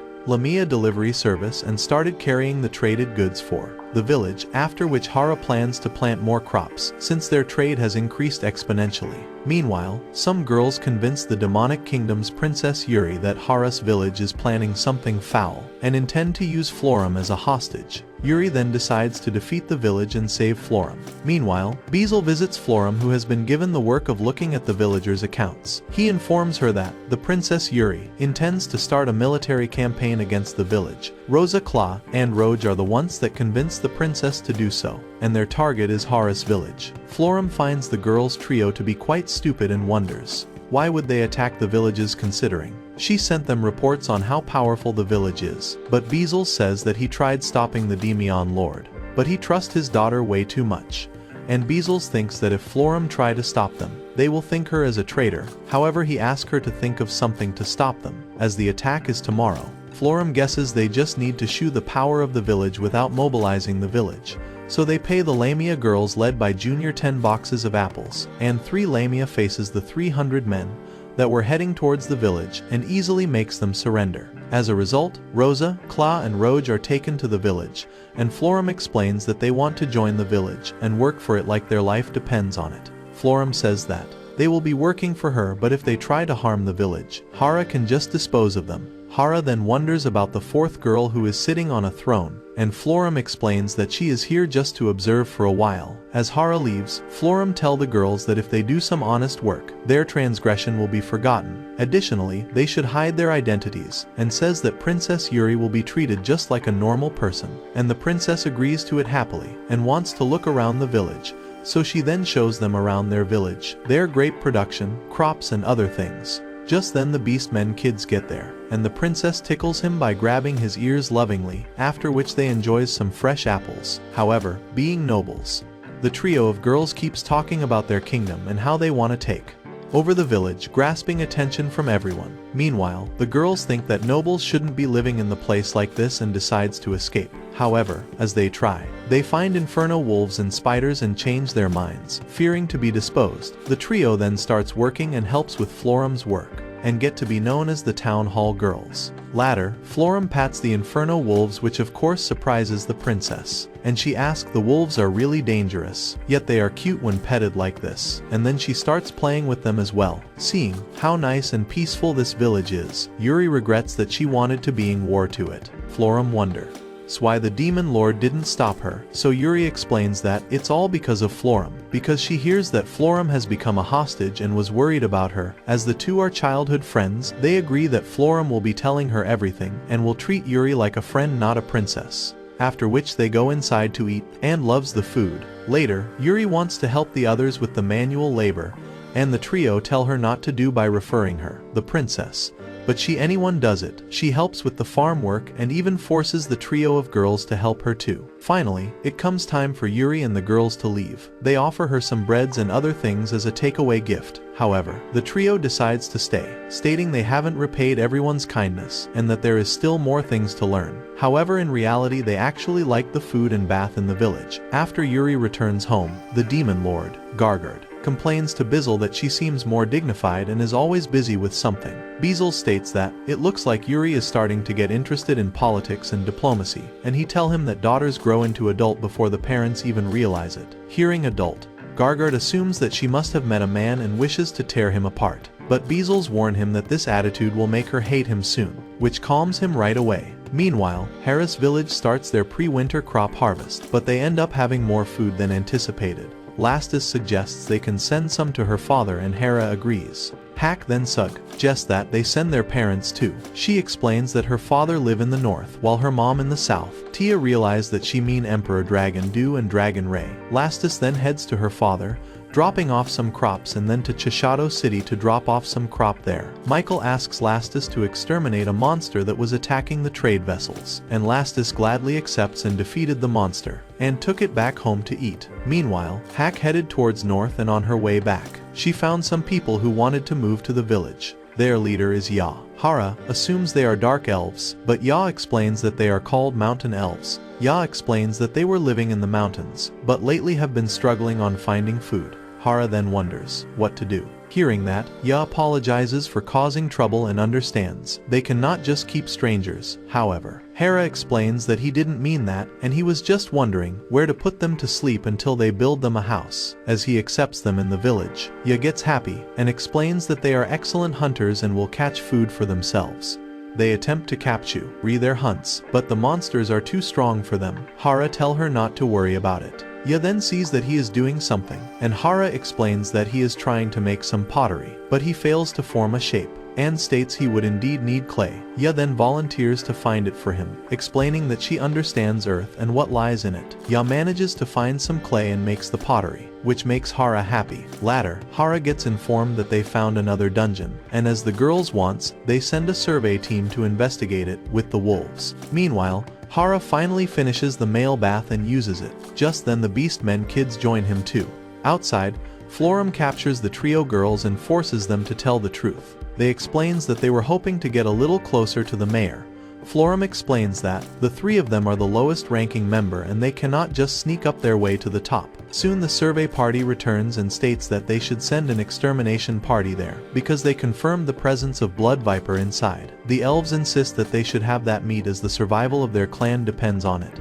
Ya explains that the Blood Viper meat is extremely valuable, as eating it improves the husband-wife relations, and it blesses you with children, realizing why they want it. Hara tries to calm the girls. Finally the autumn fades away, and winter comes. Hara visits Rue as she doesn't feel well, as she explains her symptoms. Sina wonders if she is craving sour food lately. Rue explains that she doesn't have an appetite, but is still able to eat tomatoes and fruits. Sina then explains that someone in their village said the same thing. Hara then wonders what happened to that person, and Sina explains that they congratulated them on the baby. Russ' pregnancy is going well, and since everyone in the village got to know about it, they all are super excited for the baby. However, during the pregnancy, she cannot terraform, and she wishes to go check on the villagers. After that, Hara gets in the kitchen, because Anne has asked him to keep an eye on everything. Although there is a reason, Hara doesn't wake up early, as the maids insist on waking up before him, so he starts to wake up a bit late so that his maids can get some sleep. The first thing in the morning, she starts complaining about the slime who drank the whole barrel of wine. Meanwhile, as the village grew quite big, they split the breakfast into 3 groups. Meanwhile, Flora, who isn't sleeping at all, tell Hera that she is progressing on miso, and when he checks it, it's just 5% done. Just as Hera is having his food, Grand Maria informs him that 3 killer rabbits tried to infiltrate the farm. However, Kuro and the other wolves eliminated them, but it was good for them, as they get the constant meat from them. Hera notes that the angels are always composed and proper, but when they are off duty, they enter lazy mode and relying on others for their chores. After he is done eating, Hera starts working on the field, and he sees some garden pests, and he just eliminate them with his almighty tools, as they haven't caused any real damage yet. Now that he has very large crop fields, it's hard to keep seeing everything, although seeing his crops fills him with satisfaction. Hera then takes break for lunch, which isn't very common there, and it took people some time to get used to it, because the girls there were hesitant to even eat the breakfast before, as they used to go without even one meal sometimes, wondering if they have enough food supplies. After lunch, Hera continues to work, while having more people usually helps him with his job, but planting new crops is still a job that Hera handles himself. Hera plants some flowers wanting to bring some colors to the village. Outside the farm work, Hera uses his almighty tools to create various things to help out the villagers, and he is thankful to the god for the tools. Hera sometimes joins the military training. He doesn't think the village needs it, but the maids insist on it, seeing them using the training as exercise to stay fit. He decides to train a bit, but is quite bad with the weapon, except the almighty tools. He tries few more time but fails every time. However, Ya shows him how it's done in one go. He then uses his spear again, impressing the mountain elves. As it gets dark, Hera's workday is over and he heads inside for dinner. The maids present him the new dish, stating they are confident about it just by 20%, but Hera tell them to only present dish that they are 50% confident on. However, the maid refuses, as they don't want to waste food. He try his best to enjoy the meal, and so does everyone else. Florum then gives him a letter from Yuri, in which he reads that she wants to eat apple again, and wants the dress too. Florum then explains that Yuri really liked the cloth Zaba made, and wants more dresses. Hera agrees and smiles at the request. After resting a bit after dinner, Hera takes a bath and is usually the only one there and feels so relaxed, as he couldn't relax at the women bath. After the bath, Hera usually feels uneasy as the elves start stalking him. Even in his room, he still feels they are watching on him, and tricks them into revealing themselves. Even after all these things, he thanks God again for the good life he has been given and falls asleep. The next day, we see that the dwarfs are usually always working. Hera thought they would always be drunk, but they take their jobs quite seriously, and don't drink while working. After that, he put away the alcohol that burn your throat to season it further. They ask him to increase the grape production by 3 times and Hera agrees. As Hera thinks about how to increase the production, Sina shows up, informing Hera that there is a strange man. Hera goes to check him and sees the man bowing to the wooden god statue Hera made. He then wonders how this man even entered without Zaba or angels seeing him. Just then Rue comes and recognizes him, that he is the progenitor, Varg, who is quite happy to see her. He then explains that when he heard Rue is pregnant, but didn't believe it, but it seems it's true. Normally they continue their bloodline with packs, as pregnancies are rare, but he tell her to take care of her, as children are treasures. Hera wonders, who is he? And Rue states that he can think of him as a grandfather. Varg explains that he is 4,000 years old, and the secret to living a long life is to erase one's memory from time to time. Hera gets shocked as he didn't know vampire has that power too. Anyway, Varg apologizes for entering the village without informing, but explains that he initially just wanted to look around and leave. But the statue below the tree caught his attention, as it was splendid likeness of the great creator. Hera asks him if he met God before, and he confirms, saying he met him when he was born, and God told him to do his best. Even though he has a slightly abnormal body, Hera figures the abnormal body means he is a vampire. Varg then wonders how exactly God looked, and that it must be great to live to such a statue. Hera realizes that he wants the statue and explains that he cannot give it to him, since it belongs to the village, which makes him sad, but Hera promises him to make him a new one, after making him a statue, which he likes a lot. Varg wonders how much it cost him, but Hera doesn't want to take money for something like that. Varg then states he will have to think what he can do for him as snakes. He then greets Rue and Flora and leaves. After leaving the village, Varg visits a large temple. The head priest there is happy to see him, noting that it was 50 years since he last visited. After that, they both move to the main premises, and Varg states that he wants to enshrine a statue, and ask what is the best spot. The priest explains It is the spot of the creator god's Atu, which was made by the master sculptor, but Varg wants to move it in order to put a new statue, and the priest agrees. Seeing the statue, the priest is impressed, stating it must have been made by the famous sculptor, and wonders about his name, so they can honor him. But Varg says that it would be better if they don't do that, as they don't want to disturb their peaceful life. Varg states they should quietly support him, and tell the priest to inform the other temple to be respectful of the great tree village. Meanwhile, Varg sent Hera a magnificent piano. Hera didn't want to take it as payment, but then Varg gave it to Rue to celebrate her pregnancy. Hera decides to put the piano in the dining hall. The three hall girls realize that it's a piano that can only be found in the large temples, and is used in big ceremonies. They decides to play it, as it's one of a lifetime opportunity. However, they end up too scared to even play on it. The three of them then ask Hera if he can get them a piano so that they can practice on it, and makes Michiel get him a practice piano. A lot of the girls end up enjoying the piano, and try learning to play on it, and the rest really enjoys it too. However, Hera have trouble sleeping, as they also play on it at nights. The next day, Hera is working on the field, harvesting the crops. After a while, he calls everyone for lunch break. However, he ends up continuing the work, realizing he knows a lot more about farming now than he first started. Finally, Rue calls him to stop and join them for the lunch. She then uses her magic to add flavor to his tea and tell him to keep taking breaks to relax, but he wonders if she should be moving. She explains that it's fine, and that she heard she need to exercise, as all the people keep telling her what to do and what not. All the girls are also quite kind and concerned about Rue, and ask if it feels heavy. She explains that it just feel like holding two cabbages at the same time. However, she explains that she is fine, but her problem is that she cannot drink alcohol, which makes all of them sad.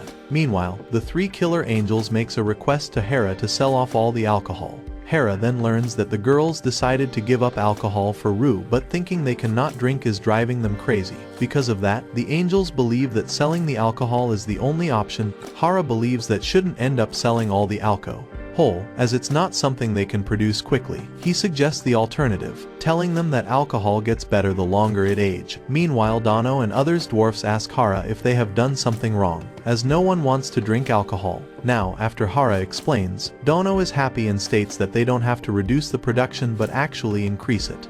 Hera agrees, assuring that later everyone will drink more to make up for lost times. Rue is doing quite fine, and the time to give birth almost comes. Hera then notices a blooming flower there, and Rue informs that the mountain elves got it for her. Meanwhile, everyone in the village then starts giving her various gifts, like pudding, tiara, and some fresh fruits too. Even the wolves and spiders gets her the baby cloths. That evening, Rue gets happy to look at her gifts and feels she has such a good family. The same evening, Rue feels it's time, and later, the maids prepares for the childbirth. Hera starts to panic, as he cannot help Rue at the moment. He then get inside the cave of the great tree he first made, as he feels uneasy and wonders. This was his first place to live when he was all alone, but now he is gonna have his own family. And soon the morning arrives, and Rue gives birth to a baby boy. Hera finally meets his son, Alfred, and holds him. He feels so warm holding his son, and seeing him smile makes Hera so happy, and he wants his son to grow stronger. And Rue hold his hand, saying, "We both will raise him to be stronger."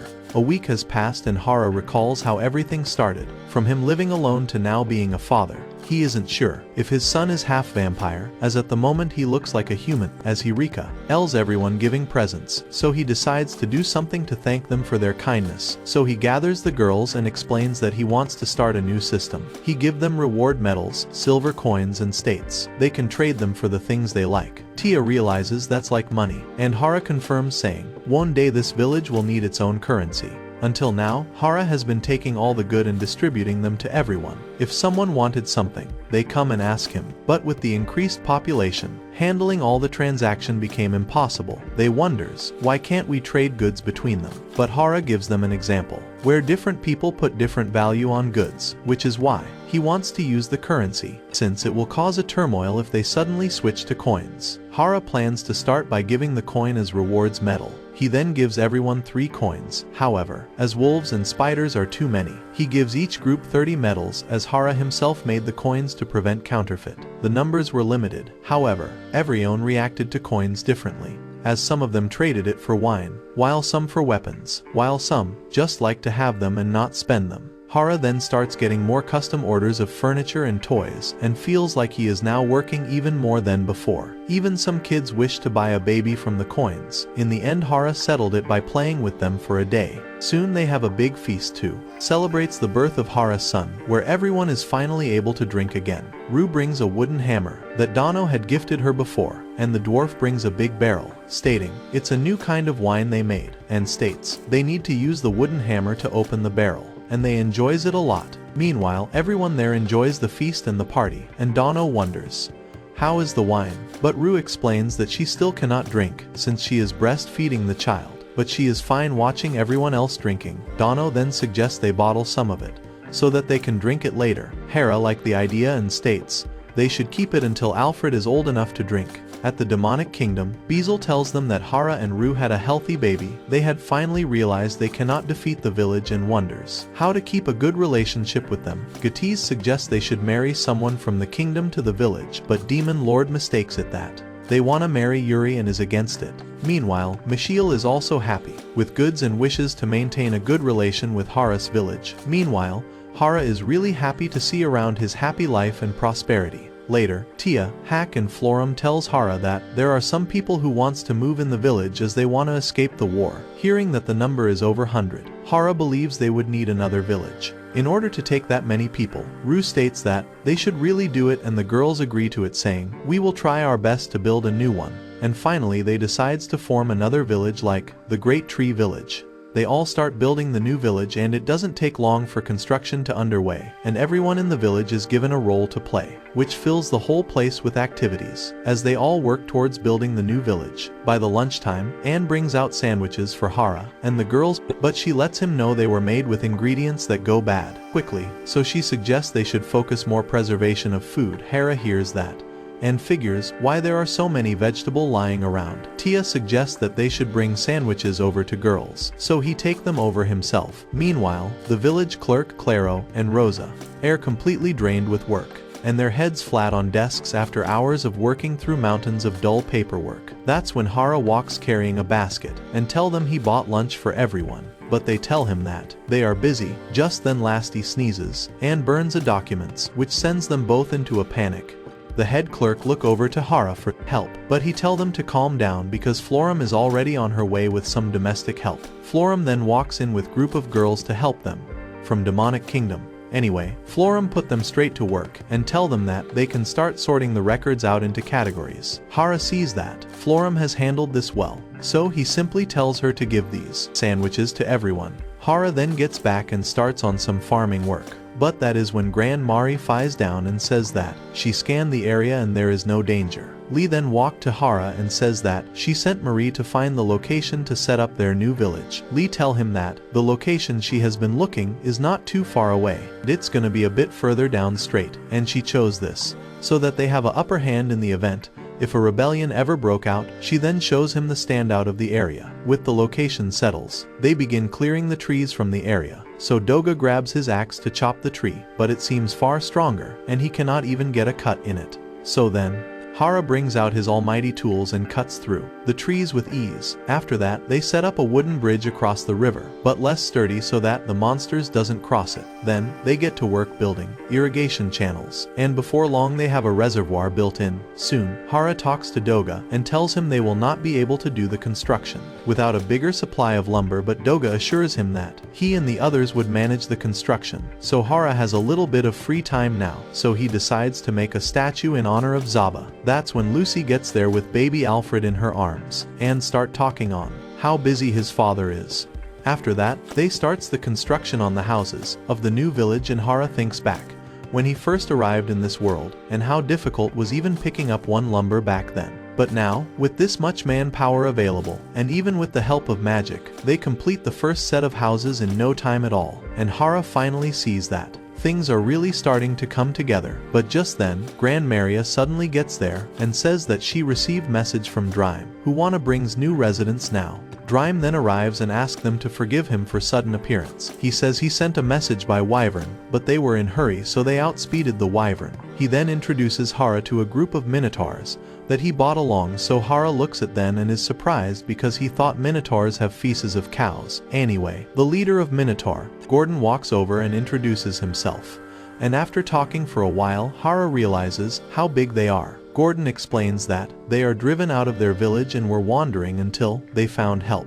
Anyway, Hera says there is no need for small talk and asks Anne to get some food for them, since Anne doesn't know what Minotaur eats or not. So, she served them rice puddings. That's when Narf, one of the lizard man, walks over and mentions that he has spent time with Minotaurs before, so he knows what they want. So Narf straight away asks the group on what their requirements are. Hera thought everything is sorted now, but that's when they notice that the houses they built are simply too small for the Minotaurs to live in, so they start wondering to figure out what to do about that. Just then, Florum comes rushing in and tells Hera that her father said that the new residents are going to arrive at the village very shortly.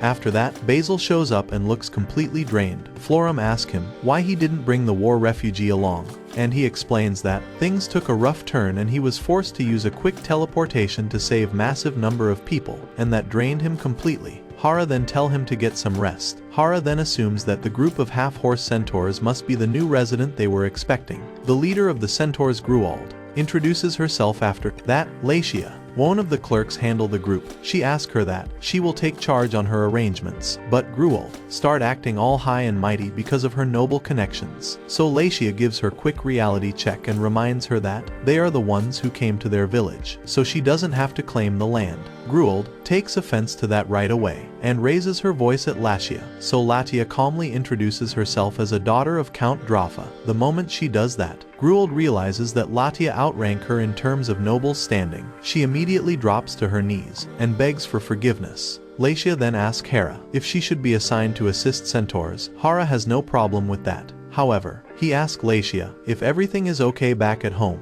since they are in the middle of a war and creating refugees, but she says that everything is okay. After that, they get to work trying to find suitable housing for centaurs, but they realize that it's a mismatch again. Lucy asks Gruald if she can make herself smaller using magic, but Gruald says that this is the smallest she can get. As Hera is still figuring the solution of this problem, another group of women shows up at their gate. Hack explains that she found them wandering around the forest, so she brought them over. Hera doesn't have any problem, but strike him is that they are carrying a tree stump with them. Moreover, they don't talk, but that's when the tree stump suddenly speaks up and introduces itself as Eek. Hera then find out that these girls are from a species known as Nunu Daphne, who have the ability to transform themselves into plants and take on the form of tree when they cross monsters. However, when they are hit by monster in a tree form, they lose the ability to change back into humans form for some time. Eek explains that their lands were hit with floods after human cut down all the trees in the area, so they made their way to forest. After a merchant named Michael told them about this village, Hera understood that Anne wants to give them a meal to welcome them, but Eek tells him that they do not actually need food to survive. They look at the high-quality fruit and conclude soil here is exceptionally fertile. Hera then take them to the crop field, where Eek explains that all they really need is clean water, sunlight, and good soil to thrive in. Hera understands it, and now the food problem is solved. He asks them about housing. He wonders that the houses they built will finally fit in people, but Eek tell him that they prefer staying outdoors, which make Hera regret, as they undergone the trouble of building so many houses before time. After some thinking, Hera decides that they will build new houses for all the new people. Finally, Hera plans it all out and tell the people to cooperate in the work they will be assigned, especially to Gruald, who act all high and mighty, but with the help of Latiia he commands her well. He tell them all that they will assist. Latiia, Narf and Mamu, the girl, came from demonic kingdom. At first they decided to build one big home for everyone, but now they will be building separate village fit for Minotauras and Centaurs, so that it's easy for them to work with their own people. So now, they will have to build separate canals and reservoir for each one of them. With that, there is a lot of forest to clear, so Hera asks for help from the girls, who agrees immediately, and turns into their original form of dragon. So the girls uses magics and within seconds, they clear out the maximum area of forest. Hera thinks, at this rate they will clear up the entire forest, so he asks them to slow down and take it easy, after which everyone comes together to bring the lumber and help them build the houses. Meanwhile, Hera is building another village for Myotar, and because they are so tall, they build a longer story building, with the furniture really big too.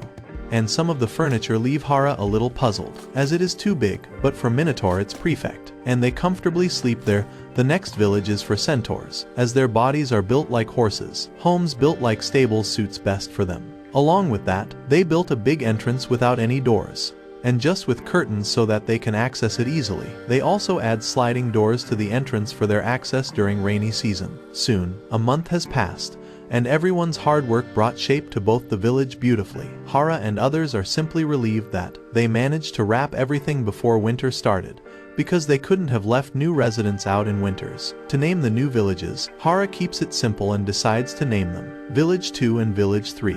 Florum then brings up the point that they are going to need mayors to oversee each of new villages, and she suggests Gordon and Gould take the role of mayor in Village 2 and 3. But Lee raises the concern that having all of them at same level as Hera would not be a good idea. So Florum suggests forming a hierarchy that give Hera a title above all. But that's when Eek shows up and asks when a village is going to be built for her people. Hera explains that they decided not to build a dedicated village for NYU Daphne, which saddens Eek. But Hera then asks for a favor from her. He would like to ask her people, since they naturally like staying outdoors, so his plan is to position them at key locations and have them take the role of lookouts and information relayers. Since they have the ability to communicate through telepathy, Hera believes they will make perfect messenger for keeping everyone connected. On top of that, NYU Daphne will be used as a source of light during nights. Now that each race is settled in their home, Hera is eager to start assigning roles to the residents, but many of them are still not used to seeing Zabu,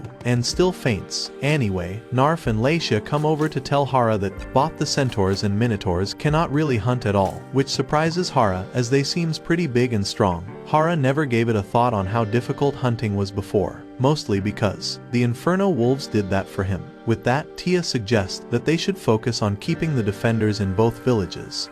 Hera also figures that the NYU Daphne would also need guard watching them. But Mamu informs him that they are actually stronger and are more than capable of handling monsters on their own. Hera then leaves all the hunting duties to Kuro and the other Inferno wolves, while the resident focus their energy on tilling the fields. However, the seeds they planted do not germinates, and Hera immediately understand why exactly that happened, because up until now, they were growing all the crops regardless of the season, was because of almighty tools, whose divine power had the ability to make any soil fertile and productive. The problem is that he is the only one who can use it, which means the new villagers are going to find the way to work their fields. Hera and Sina thinks about it, trying to get a way for crops to grow properly. But that's when Gordon steps up and suggests that laying down straw across the field to keep the soil from getting cold can get things to grow. He also recommends that the best crop to be planting right now would be wheat. Hera is really impressed that Gordon knows all this, and he explains that he has actually worked on the field back in his village. So they plant the seedlings, and they are told that it's gonna take half a year for everything to be fully grown and ready.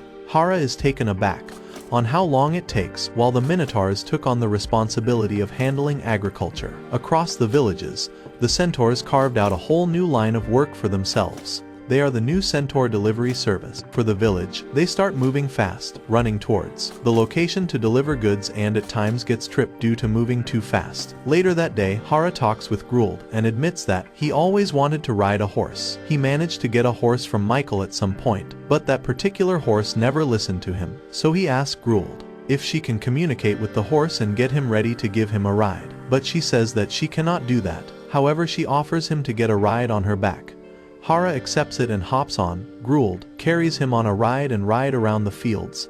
The horse watches the whole thing nearby, suddenly starts getting jealous about it. So the few days later, the horse lowers itself down and wait for Hera to climb up. And when Hera does, the horse takes him on a full ride around the field. With such good behavior from the horse, Hera is happy, but which shocks Gould, and she gets jealous as well. Over time, Hera sees that Gould and the horse is competing with each other to be the one he chooses to ride. So, in order to keep peace between them, Hera simply tells them that he will be taking turns riding each of them every day, which seems to settle things down. Shortly after that, Hera sits down for a chat with Lucy, and Lucy tells him how happy she is to see how much progress has been made across the village.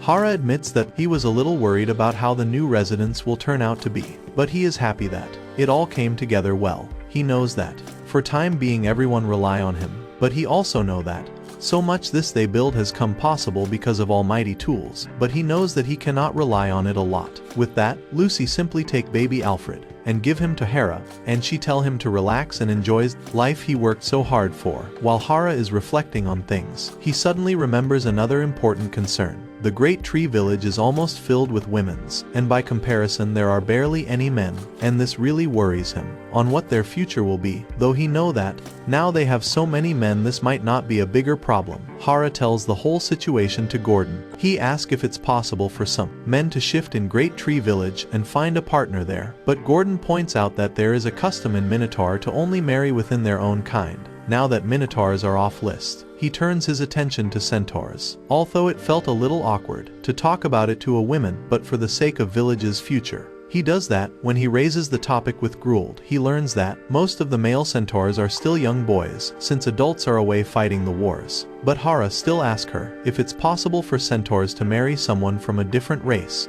and Gruld immediately announces that she is single. She says it's rare to happen that their species marry someone else, but she says if that's what he want, she can make it work, and put herself forward enthusiastically. But seeing her so energetic, he calms her down and asks her to relax.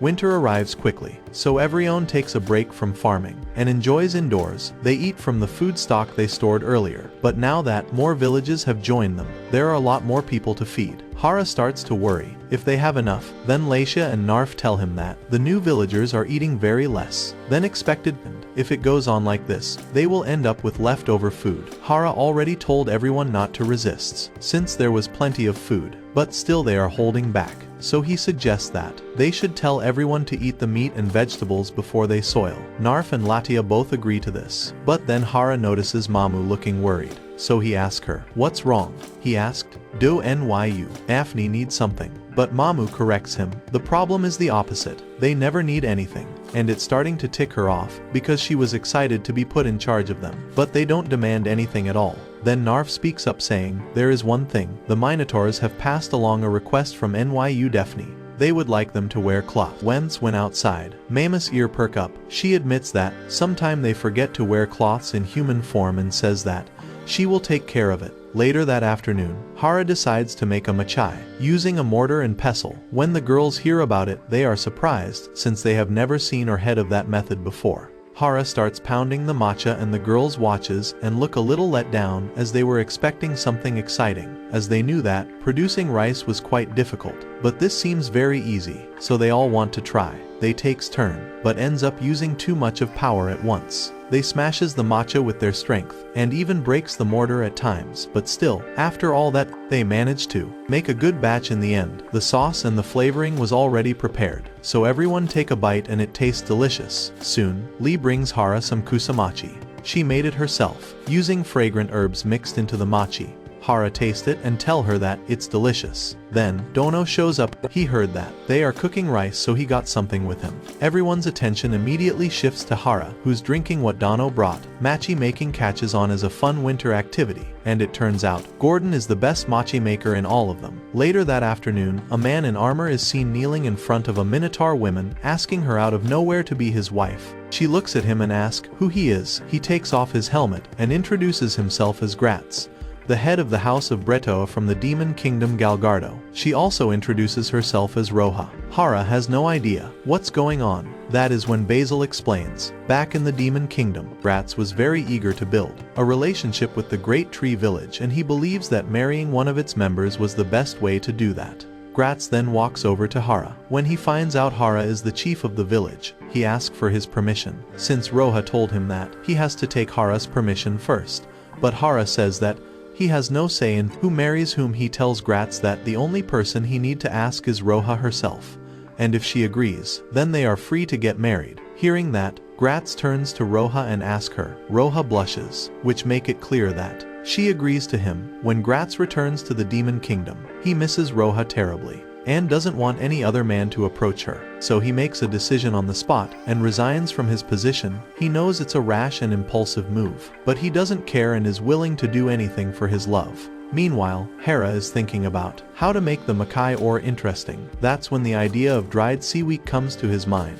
The girls have never heard of it before, and have no idea what it is. But when Hera mentions that it grows along the seashore, they figured the best person to ask about it is Michael. The girls think they should take a trip to Shishato, but a few days later, Michael arrives himself, and thanks Hera for him. Continuous business. Hera tell him not to worry about it. Michael then reveals a barrel of seaweed he brought along, and admits that it's not something they normally eat, so he is not entirely sure if that's what Hera wanted. Hera takes a look, and says that's exactly what he needed. He then get to work processing the seaweed with a knife, and mashes it into a paste, and shapes it into a molding square, and it looks exactly like the grass in the forest. After that, they use the frame and let it dry for a while. With the help of girls, they finally makes the seaweed food wrap. Michael stares at it surprised, as he has no idea how it will be used. Sina wonders if seaweed are meant to be eaten just like that. Hera tells them not like that. He holds them over the fire, and explains that they need to be heated first before eating, to make it crispy, which make them easier to digest. After that, he wraps the matcha inside, and takes a bite.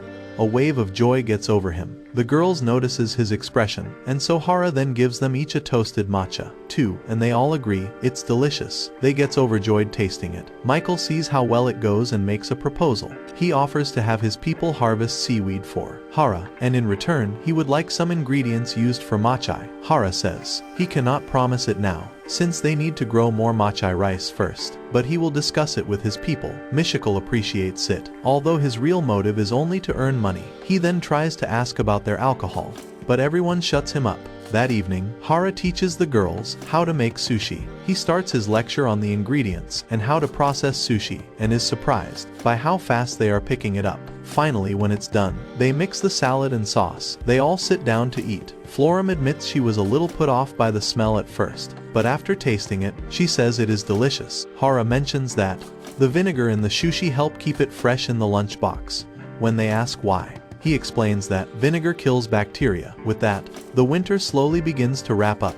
After that, even as the snow melts, there are still cold days yet. Most days, it's hard to start farming again, but they agrees to follow Eek's guidance. That afternoon, Hera heads over to the clerk, and tells them that he has been thinking about creating a new festival for the new villagers. He throws out a few ideas, but the girls looks at him blankly, not understanding why they need a festivals. The ideas are all festivals from his old life. The girls mentions that they have their own festivals that they are familiar with and start explaining them. Hera listens and doesn't understand a single thing they are describing, so he decide to just leave the planning entirely to them. But he notices that the girls are arguing a lot and cannot seems to agree, so he has everyone write down their local traditions and folds them and put them in a box. He draws one out himself, and it ends up being a martial arts competition. Hera wonders how that would even work. Florim explains that it would be a competition where everyone picks their different fighting styles against each other. She actually thinks it's a brilliant idea, and suggests they should be planning it right away.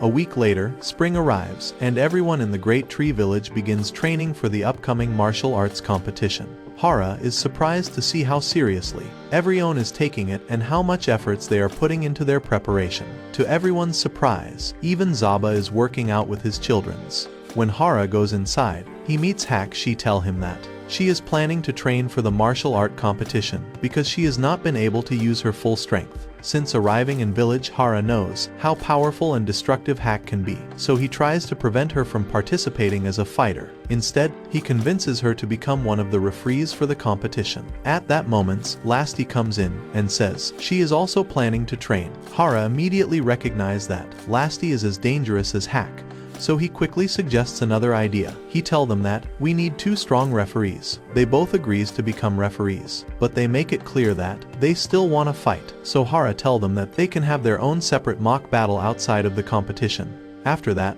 Hera starts planning the construction of the tournament arena. His design include a central fighting stage with stadium-style seating for the audience. He also adds space for shops and restaurant, so the event feels more like a festival for the village. A few days later, the day of the martial arts competition finally arrives, and the people of Great Tree Village are filled with excitement as they gather to watch. The event become even more significant because it attracts special guests including the demon lord Galgardo and his daughter Yuri, who came to observe the competition. Haru meets Galgardo and feels nervous about how should he behave, since he doesn't know much about demon custom. But anyway, they then drops formal introduction and talk normally.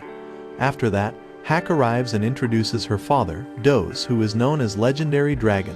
Hera greets him politely, as he seems really calm and kind person. Soon after, the martial art competition begins, and the entire crowd is filled with excitement. Hera then explains the rule to everyone. The participant will draw lots to determine one-on-one matches. To win, a fighter must either knock their opponent out of the ring or achieve victory based on their headbands. Headbands are protected with magic and will unravel when a hit is landed. The first match is between Rosa and Mamu. Their fight is extremely fast and intense. That hooks Hera completely, and he is surprised to see how skilled both of them are. Mamu continue to attack aggressively, but eventually lets her guard down. Rosa takes advantage of it and lands a decisive strike, winning the match. However, she is left with serious pain and immediately requests to see a healer. The second round begins, and Dano quickly demonstrates his strength. He absorbs all his opponent's attacks, without taking any visible damage.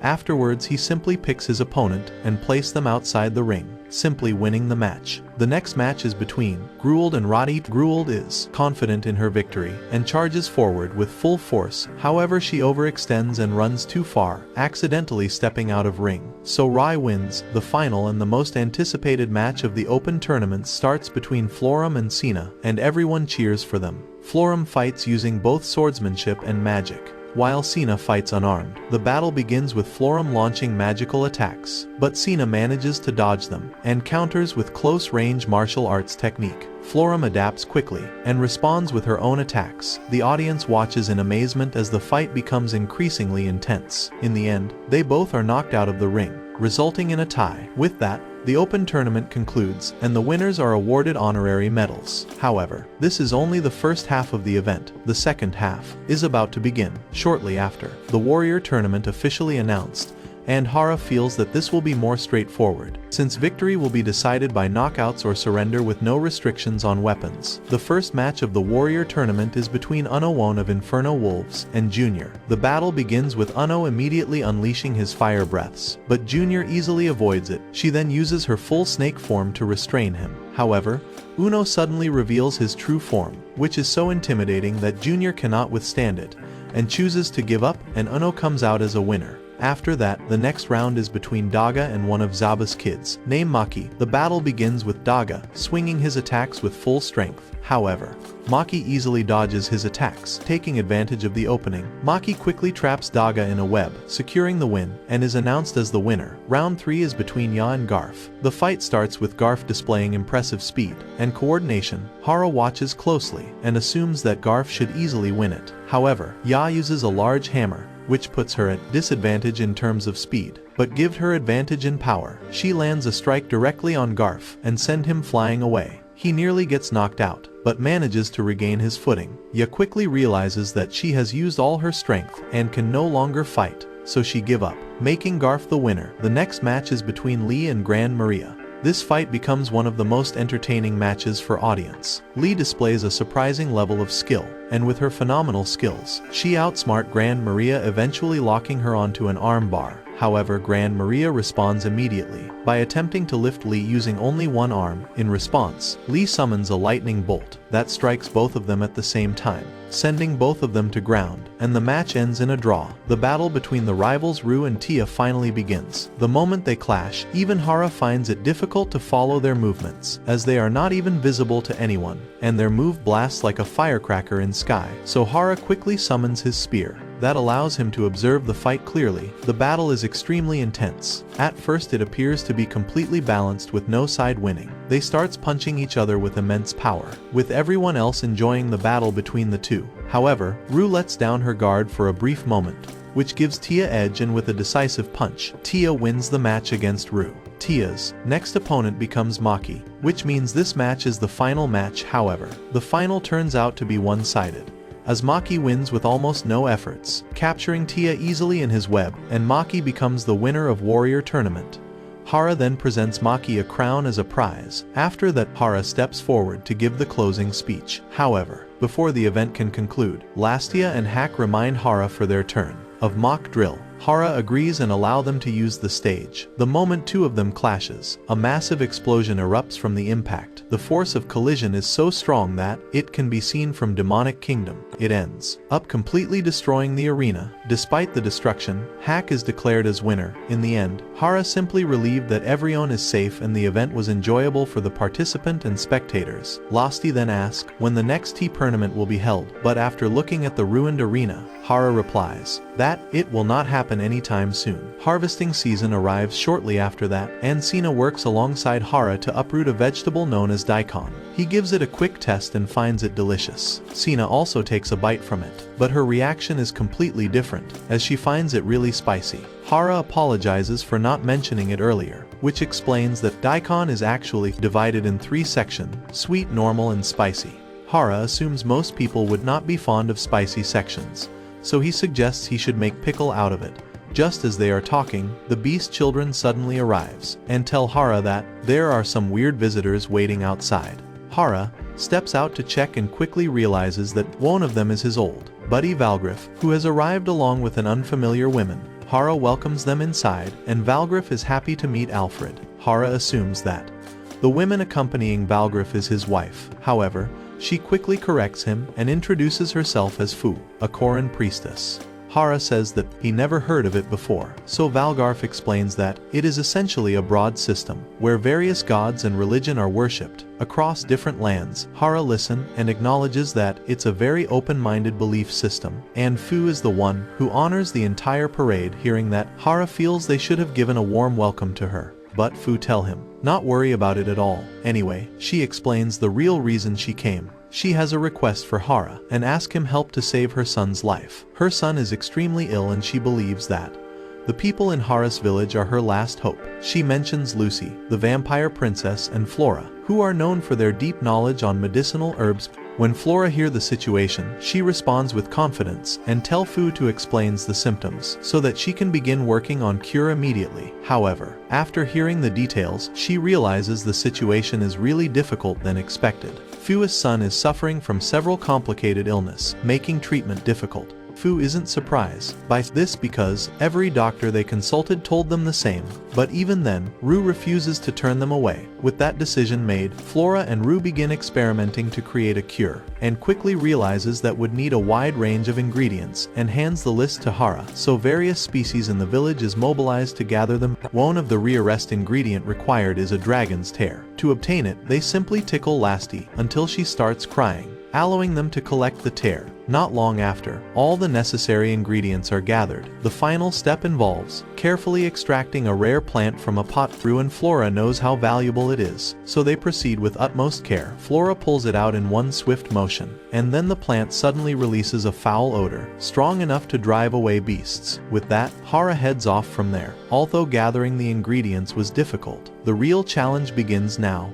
As Flora and Ru continue their experiments for several days, throughout the time, Fu remained in constant prayer, hoping for a miracle. Even late at night, when she is asked to rest, she refuses, saying that praying is the only thing she can do right now. After several more days filled with repeated trial and error along with explosions, they finally succeed in creating the cure, and the medicine is handed over to Fu. She expresses deep gratitude, but others tell her not to worry. Fu promises that she will repay their kindness someday. With that, she and Valgriff open a portal and depart immediately. After Fu and Valgriff leaves, Ivrion notices something unusual. Fu's constant prayer caused the statue to emit a blinding glow, and that glow lasted throughout the entire night. The glow ends up keeping Zaba and his family up at night. Seeing the disturbance, Hera decided that the doors of the statue should remain closed at night. The next day, while the Beast Children are gathering fruits and veggies, they come across a strange-looking tree they have never seen. When Hera arrives, he quickly realizes that it's actually a result of his earlier experiments when he came first in this world. Back then, he used the almighty tools to create all sort of plants, including ones that didn't even exist. When girls ask him about that tree, he actually don't know about it. Florum suggests that from now on they should document everything they grow because with so many experimental crop,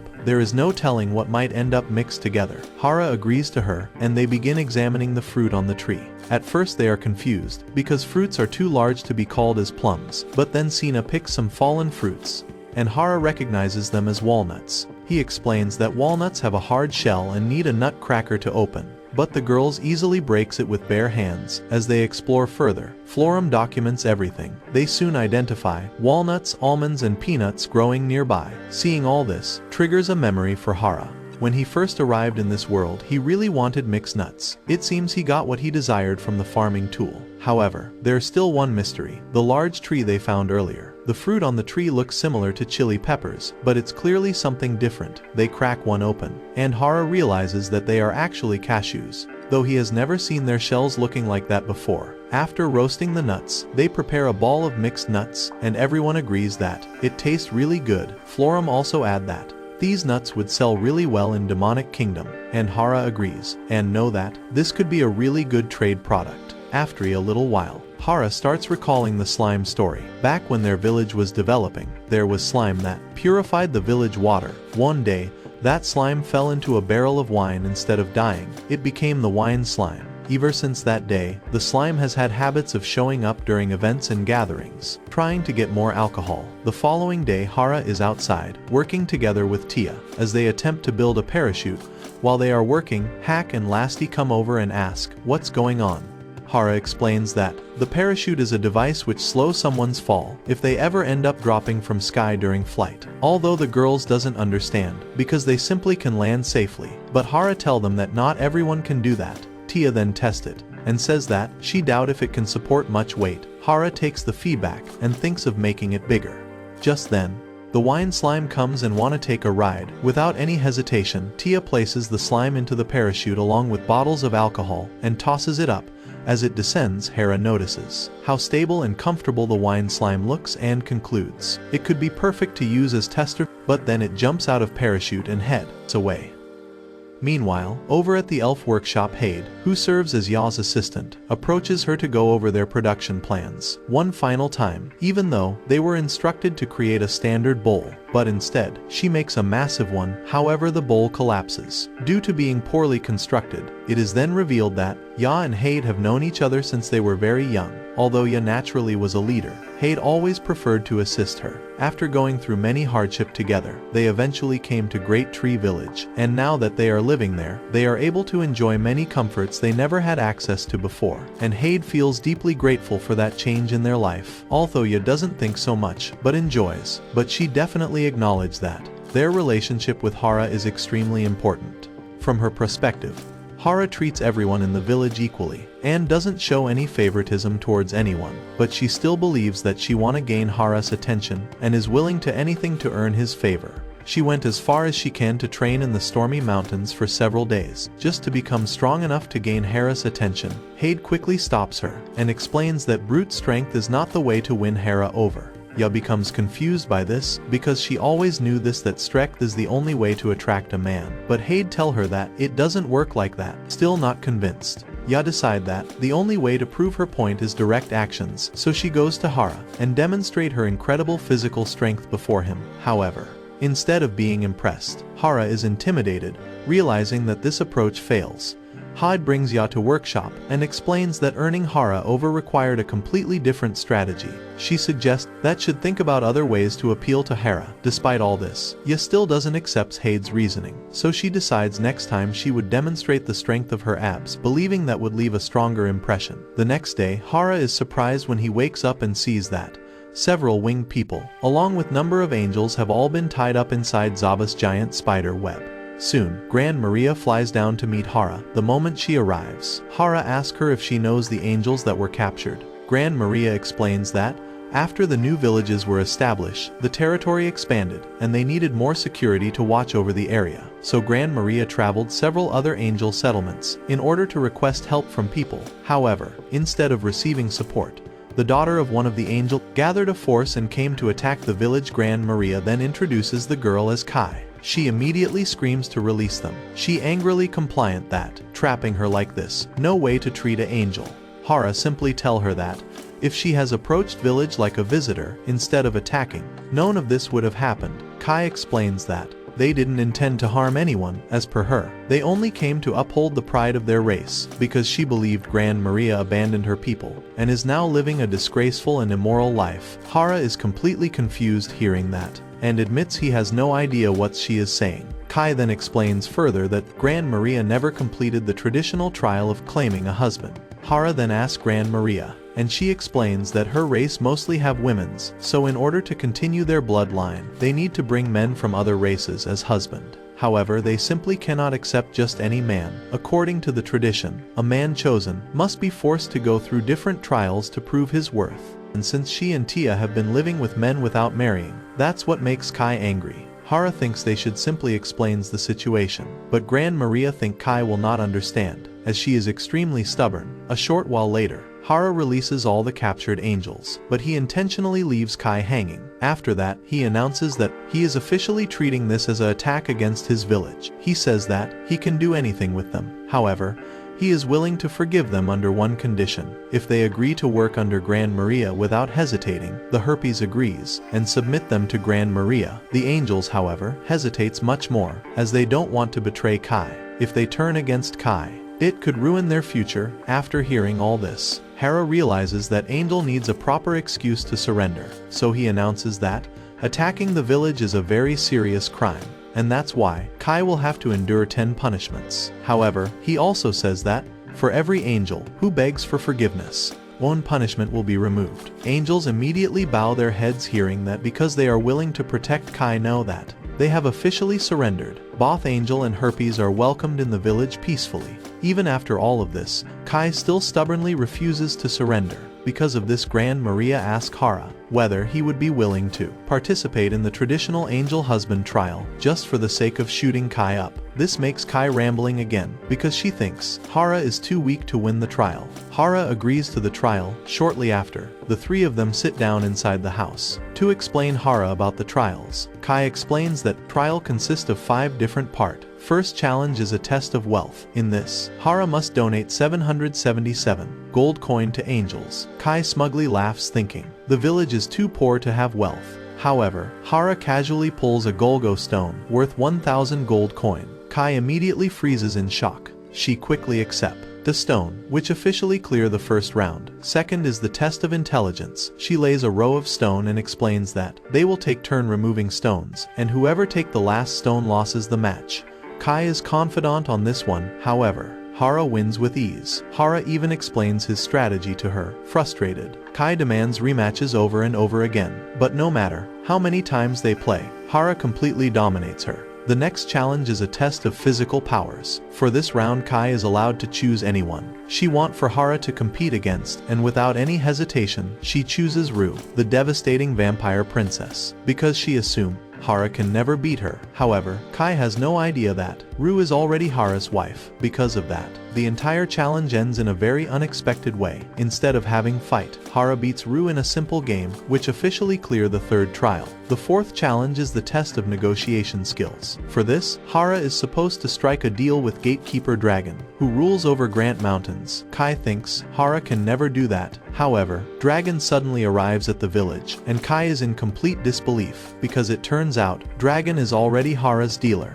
That leaves Kai completely speechless. The fifth and final challenge is a test of luck. According to Kai, all Hera has to do is to flip a coin and have it land on heads. Hera then flips the coin, and it really does land on heads. However, Kai secretly cheats at the last second and quickly flips the coin over to tails, causing Hera to lose. Just then Tia suddenly arrives and uses her magic to flip the coin back to where it was originally. Kai tries arguing with Tia, but she knows the results of arguing with Tia, so she quickly gives up. After all the trial are finally over, Hera speaks to Tia about Kai's strange behavior. Tia explains that Kai's mom once lowered the difficulty of trials in order to marry a man considered beneath her. Because of that, many people started talking badly about her mom. Hearing that, Hera finally understands why Kai is so stubborn and defensive about the trials. Then Kai walks to Hera and apologizes for her behavior, and he accepts her apology and officially welcomes her in village. Both Angels and Herpes decided to stay in the village. Surprisingly, Kai is pretty calm under normal conditions.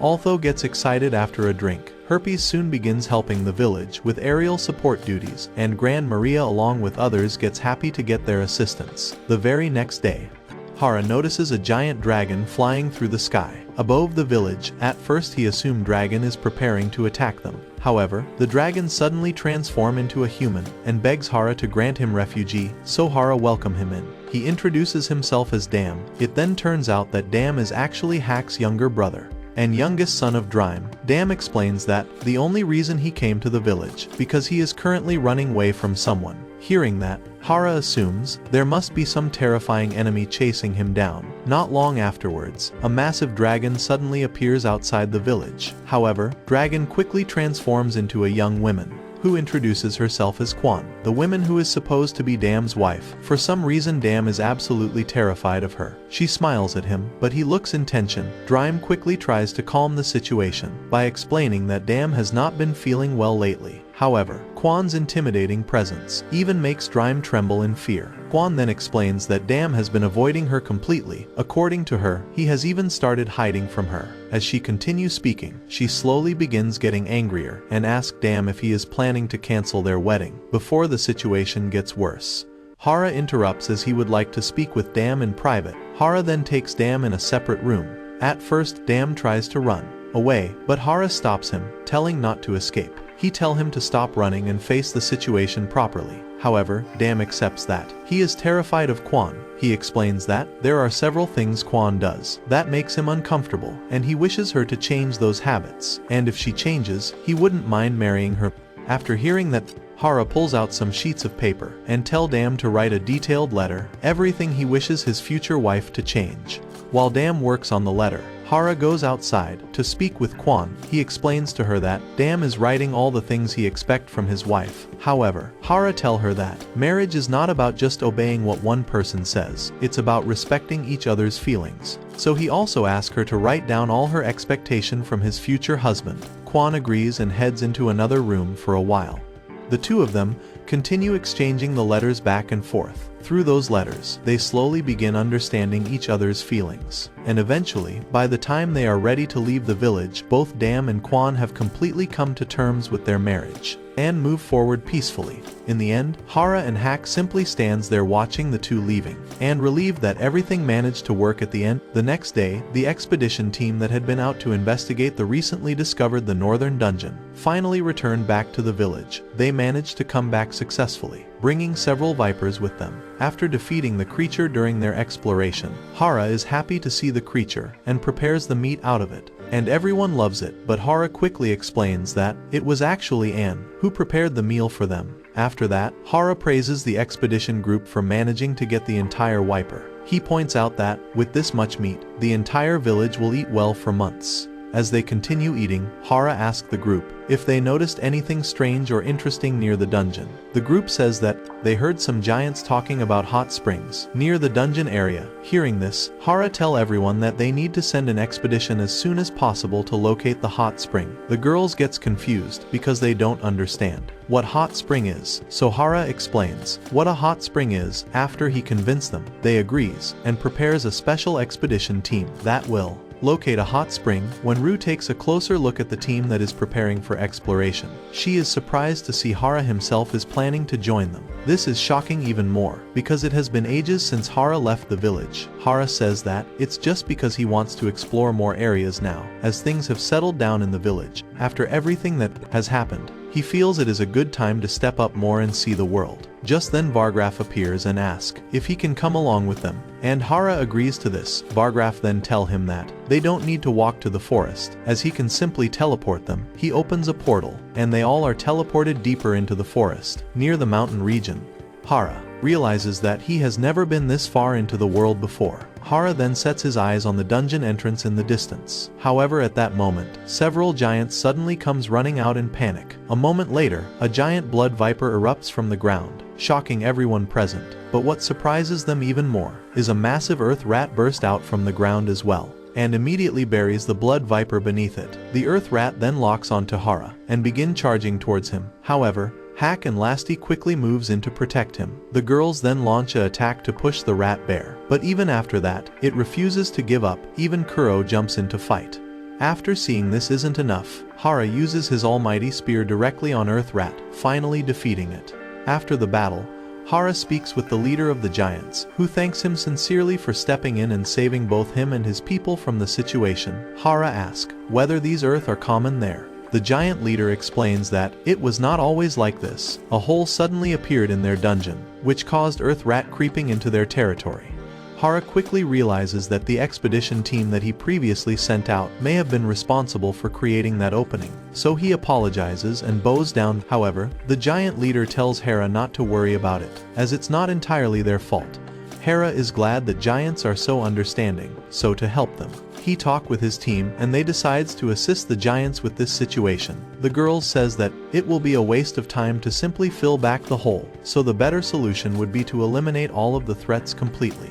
With that, the group is now split in two teams. One team will focus on eliminating the Earth Rat, while other will find the hot spring. Hera ends up in a group to find the hot spring, as Vargraf assures him not to worry about the Earth Rats. After hearing that, Hera and the team head out in search of the hot spring. After walking for a while, they come across a very large tree that has deep claw marks carved into its surface. The size of the claw make them realize that a very large and powerful monster must have created them. Not long after, an enormous bear-like monster is lurking behind them. However, before it can attack, Hera sues his almighty tool and takes it down instantly. They continue exploring, and eventually they finally locates the hot spring, but the water temperature is really hot. Seeing this, Hera begin wondering whether there is any volcano nearby that's causing the water heat up so intensely. However, Tia is able to figure out that it is the work of a hot stone. She carefully hovers the hot stone over to Hera and tell him to touch it. At first he gets cautious, thinking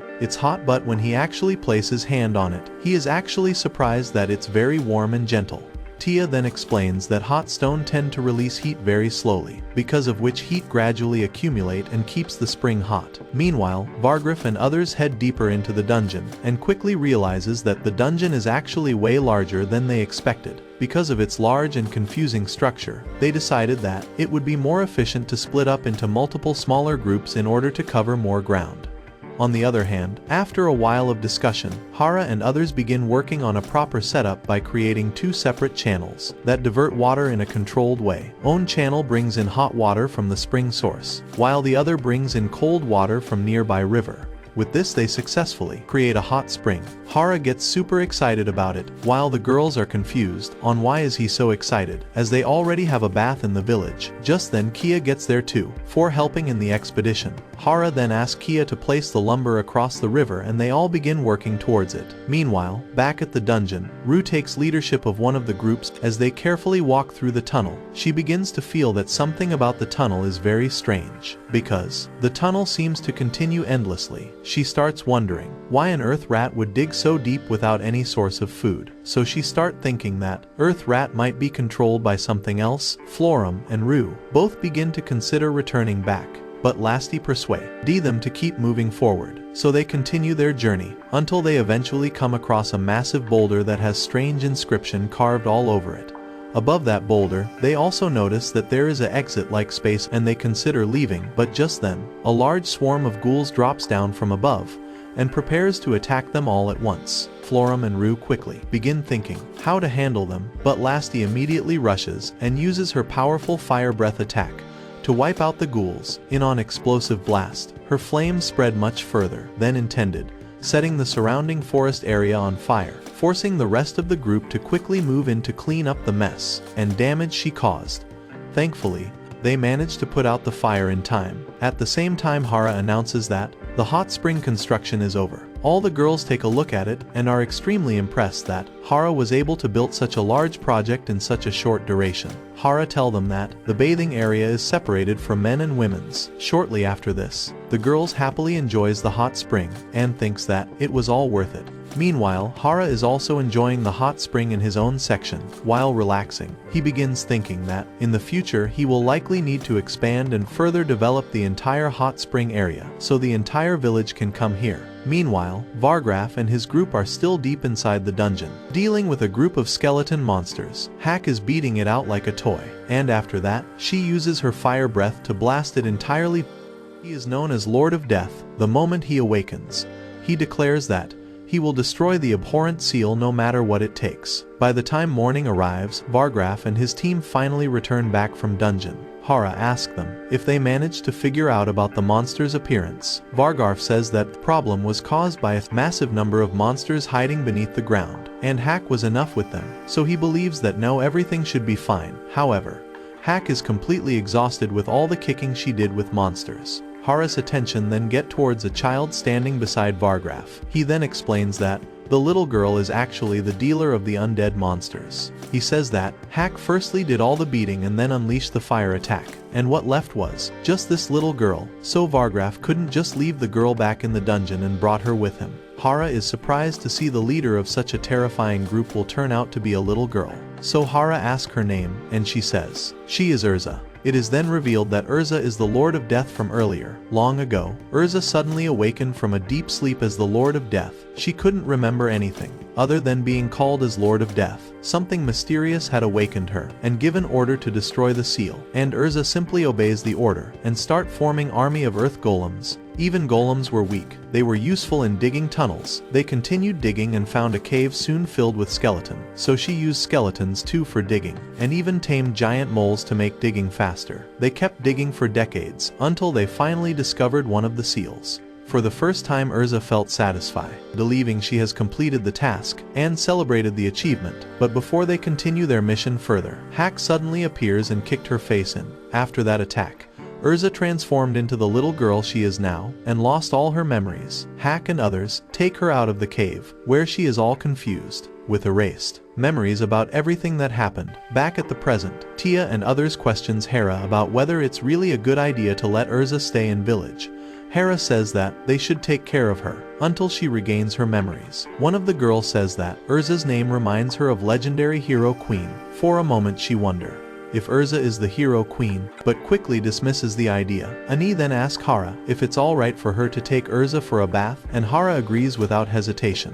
At the same time, Hera and Vargraf are relaxing together in a hot bath. However, while they soak in water, Vargraf brings up an important point. Even if all the monsters are gone for now, they should still seal dungeon entrance to stop new monsters entering in the future. But before that, the of them decides to relax in a bath.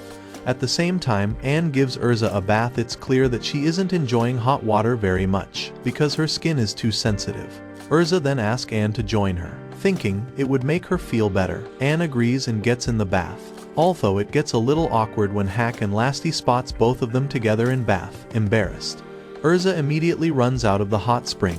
After some time, Kai finishes taking her own bath and feels absolutely refreshed. She then tells Hera that she plans to return the kingdom of Garlet because she still has her duties to fulfill, and then Kai flies away. With everything settled for the moment, Hera decides to head underground to inspect the strange black stone seal that Vargraf mentioned earlier.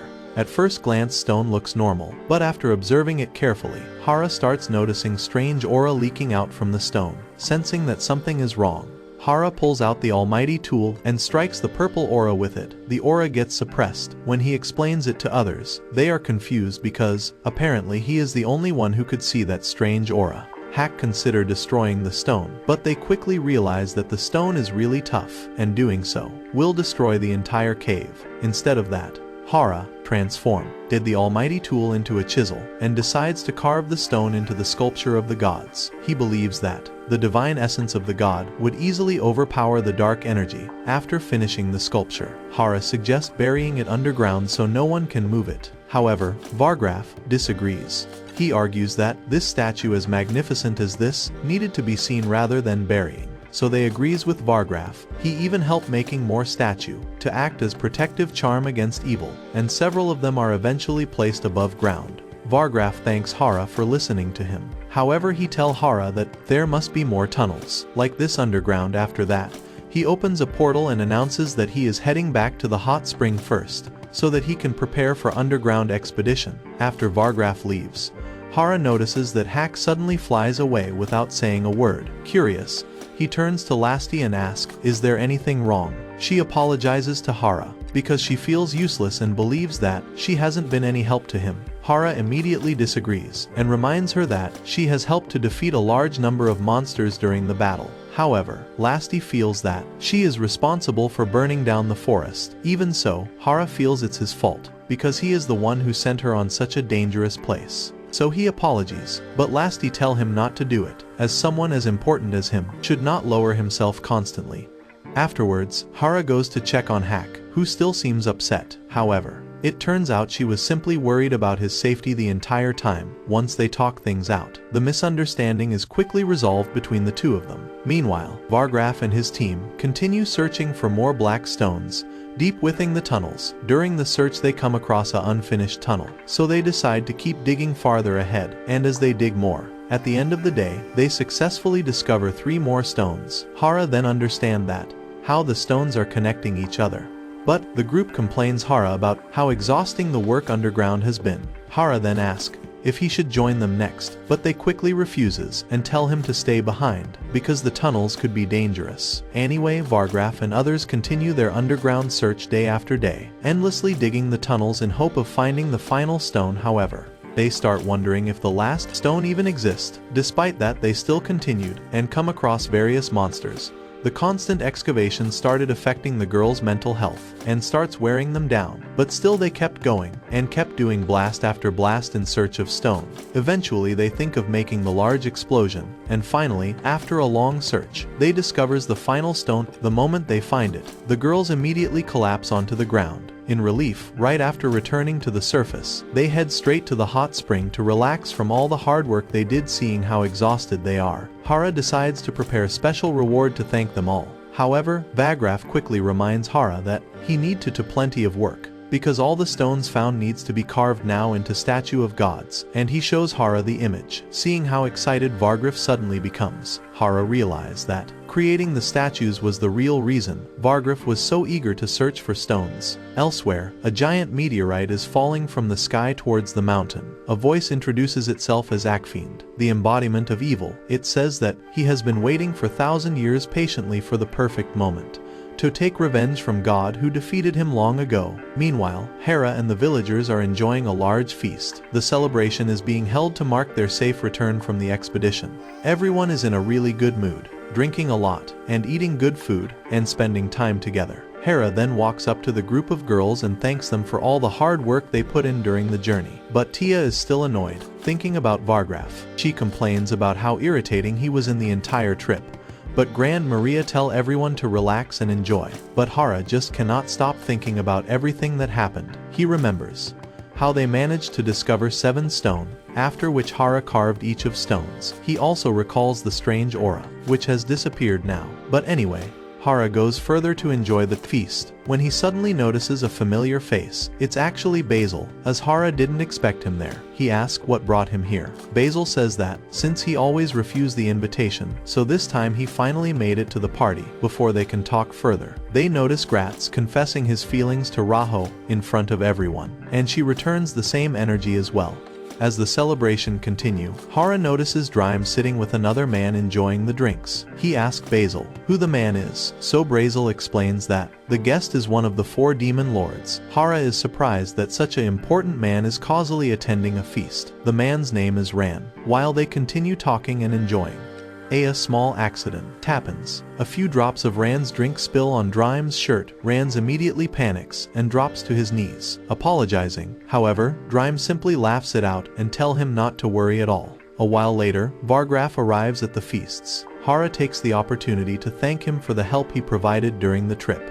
He admits that journey was really exhausting, but thanks to the hot spring, he feels refreshed again. While talking, Vargraf suddenly notices a cat sitting by, so he asks Hera why he has a cat. Hera explains that he happened to come across this cat one day. The cat seemed unusually friendly, so Hera decided to take the cat in. The story then shifts back to the Archfiend. As he reflects on his past, long ago, he fought against the gods in a battle. However, he was defeated by wicked gods and was sealed away for years. He was supposed to disappear entirely, yet he refused to give up and waited for the day He could finally take revenge on God who defeated him. Unfortunately for him, things didn't go as per his plan, because the statue of the gods Hera created suddenly activated. The divine power began purifying Archfiend's impurity. Little by little, his consciousness starts fading away, and the purification continued until Archfiend completely transformed and reborn as a cat. That cat turned out to be the very same stray cat that Hera later found and adopted, so cat simply accepts its fate and surrenders. In the process, Archfiend lost all of his powers. Meanwhile, high above in heaven, God observes everything. They watch how Archfiend is living as a cat. The chief god explains that the divine power within the statue punished Archfiend and granted him salvation. The god says that Archfiend will now live his life in this form only. They further add that Hera himself has become embodiment of divine blessing, but he doesn't wish to interfere in his life and wanna let him live his new life. The god of agriculture then says that this all began with a mistake, when he accidentally sent Hera to the forest of death. But the chief god argues that despite everything, Hera is doing really well for himself and others. Then the chief god says that he was punished for sending Hera recklessly to forest of death should be reduced. And after seeing Hera's life and how positively he has influenced people, the punishment is finally lifted, which make the chief god extremely happy. The next morning in the Great Tree Village, Urza is pestering Anne to play with her. However, Anne is busy serving breakfast. Seeing this, Hak offers to play with her, but Urza doesn't seems to like Hak a lot, so rather than playing, she simply stick her tongue out at Hak, which upset Hak, and she leaves. Even if Urza lost her memories, she has become one of the most energetic person in the village. She is always eager to try new things and adapt quickly to the village, so she gets along well with nearly everyone. The only exception is Hak. She notices that Urza is fascinated whenever Lasti transforms into a dragon. Hoping to impress Urza, Hak transforms into a dragon as well. However, Urza barely pays any attention to her. This only makes Hak even more jealous. Hera and the village maids notices the awkward relationship between the two. The maids speculate that Urza's dislike of Hak might be connected to their first meeting. When Urza received all the beating from Hak, even though she lost her memories, maids feels that she still have memories of it. The following day, Hera walks outside and notices Urza playing with soil. She is carefully shaping it into a small doll. Using her magic, she creates a control stone and places it inside the doll. For a moment, doll come to life, but their body is too weak to maintain itself. She tries it again, but it crumbles apart. Hak happens to witness the failed attempt and decides to help. She walks over Urza and shows her one of her dragon scales. Hak then crushes the scale into a fine powder, using her hand. Urza then uses the powder to create a much stronger control stone. And now when she places the stone inside the doll, it starts moving perfectly. Urza is delighted by it, and immediately thanks Hak. And finally Hak gains her trust.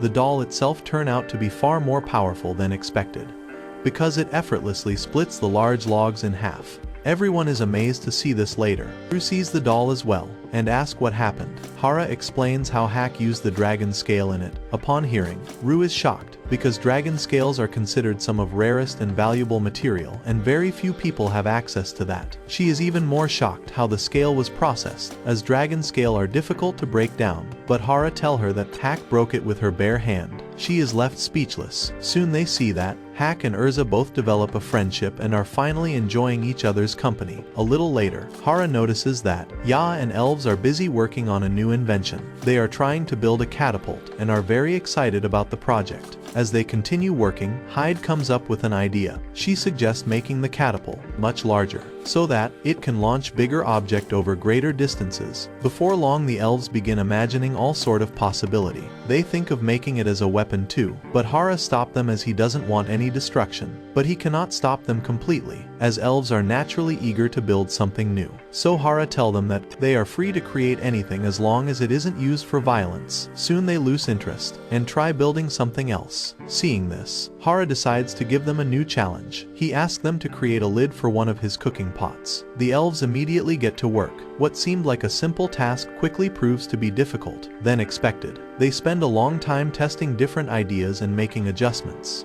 After many attempts they finally produce a prototype, but it just blasts off into ceiling due to pressure building in the lid, forcing everyone to abandon the idea. But elves doesn't give up and move on to another projects, so they attempt to create a massage chair. The chair is designed to release the tension and help people relax, but once they test it, they realize that the machine is way too powerful, and instead of feeling relaxed, it feels more like being attacked. While the chair is uncomfortable for most people, the elves actually enjoys it because their shoulders are much stronger than normal people. Because it's not suited for normal people, Hera gives them another project. This time, he suggests something much simpler. Springs. His goal is to create something that can make bed and other surface softer. The elves begin experimenting immediately. However, they end up making bigger spring. After seeing it, Hera gets an idea that, instead of using spring for furniture, he suggests using it for large vehicles. But the village doesn't own any horse-drawn carriages, and for this, they fly off to Michael.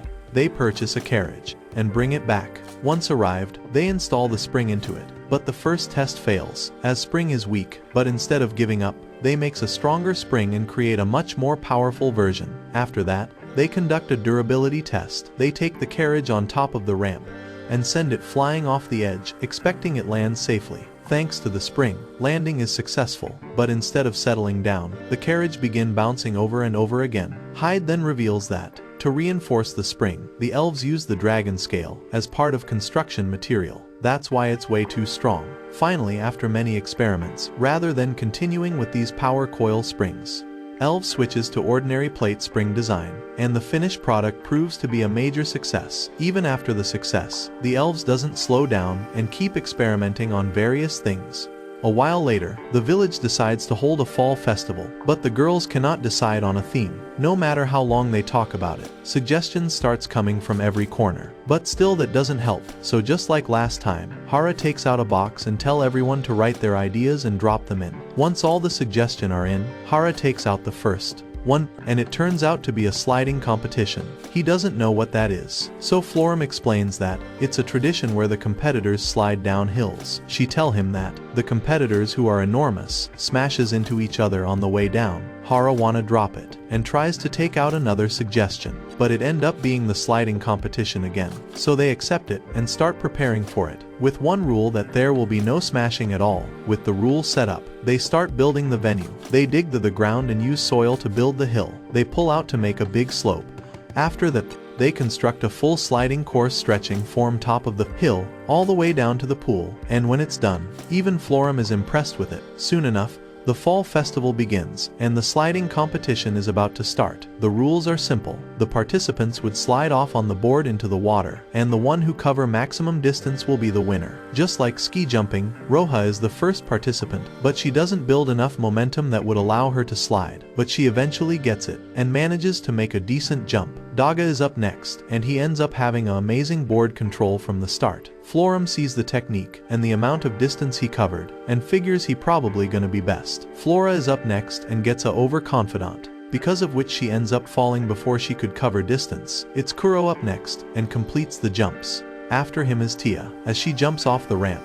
She pulls out her wings and starts flying, to cover more distance. Well, that's not allowed and she is disqualified immediately. Rue goes after her, and she ends up putting on an incredible performance. She might even surpasses Daga, creating a new record. The next is Sina, but everyone notices that she is shy because she doesn't want people to see her belly button. She some time trying to gather her courage, and eventually dives in, earning applause from everyone. It's now Rasa's turn and she jumps, leaving her embarrassed, as she does a terrible performance, but Rasa then wants Florim to jump as well. Florim brushes it off by saying she is too busy, but Rasa keeps pushing the issue. So Florim eventually gives in, changes in her swimsuit, and gets ready to jump, and before she starts her run, she ends up using her wind magic to give herself boost, but that's against the rule of games, and she is disqualified as well. With that aside, Florim announces that competition has officially concluded and named Daga as winner, but suddenly Zaba also wanna participate in the game. Zaba dives off the ramp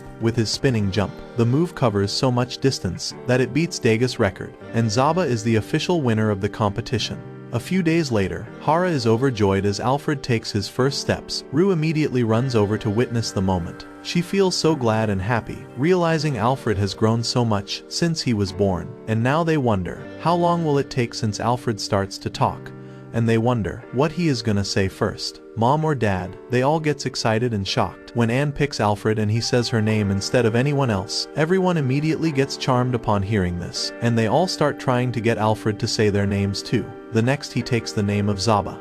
And once the news spread, the villagers swarm around Alfred, with the hope that he will eventually say their name too. Some days later, Fu returns to village and at first, she thanks Hera for the medicine his people made for her son, because it was very effective. She says that her son is healthy. Now, she then turns her attention to new residents she brought with her for the village. Hera is glad to see that they are mostly male residents, since there was a shortage of males in the village. Now with that, Hera addressed the new resident and warmly welcomes them into the village, and after that Fu leaves, but she thinks it was such an effort. A few weeks back, Fu has been searching ways to thank the people of the Great Tree Village for curing her son. She then came to learn that the Great Tree Village was looking for new residents, so she immediately asked her guard to gather people who's willing to relocate. Guard initially suggested sending some slaves, but Fu refused because they might revolt there. But then the guard tell her that no one would be willing to go since the village is located in the Forest of Death. But Fu knows that these are just rumors, since village has been doing well. So she decided to put up poster asking for volunteers, but no one came forward. With that, the guard suggested offering the opportunity to the homeless people of the town, because they will be given free food and shelter. As expected, all the homeless people gathered together, ready and willing to go. Fu went ahead and took her time educating them, so that they will be able to communicate well with the village people. She even went as far as striping the titles from those who came from noble families, just so there wouldn't be any complications. When they eventually ask where are they going, Fu just smiles and tell them it was a place that was going to become their homeland, because she didn't know how they would react hearing the Forest of Death. Back in the present, the new villagers are really impressed and find it almost unreal that they will get to live in a house here. Mamu then tell everyone that she will be taking care of them, so if they need something, they are free to tell her. The villagers then begin settling into the village. However, Hera soon finds out that they aren't accustomed to hard labor like farming and other physically demanding work, so instead, he decided to put their reading and writing skills in good use and have them transcribe books and important documents. He even makes stamp presses and lets them try printing for first time. After watching them work with the equipment, he realizes that the village might have its own printing industry in future. Hera imagined that soon people can paint or knit too. Hera finds out that some of them have the ability to summon spirits, and that end up making small household chores much more convenient. They could even summon fire and water spirits too, along with the wood spirit, and to answer that, Eek appeared before them. Then, after a while, Hera throws a small party to celebrate and welcome the new residents, who are surprised to see the delicious food, but soon, he discovered that they are scared of high elves because they believe elves are man-eaters. But Lee quickly clears the misunderstanding and explains that it's just a myth. She says that they might be confusing her with an inferior race, and to demonstrate how capable elves are, she shows her incredible speed, scaring them even more. That aside, everyone enjoys the night getting to know each other and enjoying the food. Soon a girl from New Resistance seems sick, and Rue helps her over. When Hera asks what is it, Rue tell her that she is having some medical condition. Soon Tia and Hack goes over to introduce themselves to the girl and get to know them better. But what none of them know is that a small castle is floating high above their village. Inside that mysterious castle is a strange figure, watching their every move above with a light smirk on his face. The very next day, Zaba and Kuro feel some trouble, along with Hera and Rue, who notices something strange floating high above the Great Tree Village. When they look closer, they realize that it is a giant castle drifting through the sky. Tia and other angels spend quite a bit time inspecting it from a safe distance, trying to figure out what it is. They discovered that the castle is really a huge floating cluster of rocks. Even after that, they decided not to get closer, because this can be dangerous. But Hera says that he would love to fly up there and take a look around castle himself, but he agrees with angels. Later, the same day, a giant hologram suddenly appears, and the owner of the floating castle introduces himself. At Kazu, he declares that he has come to conquer the Great Tree Village. It's clear he is trying to intimidate them, so without any hesitation, Hera acts quickly and summons his almighty spear and throw it to the castle. However, his aim is slightly off and doesn't hit where he wanted, so Hera prepares to attack again.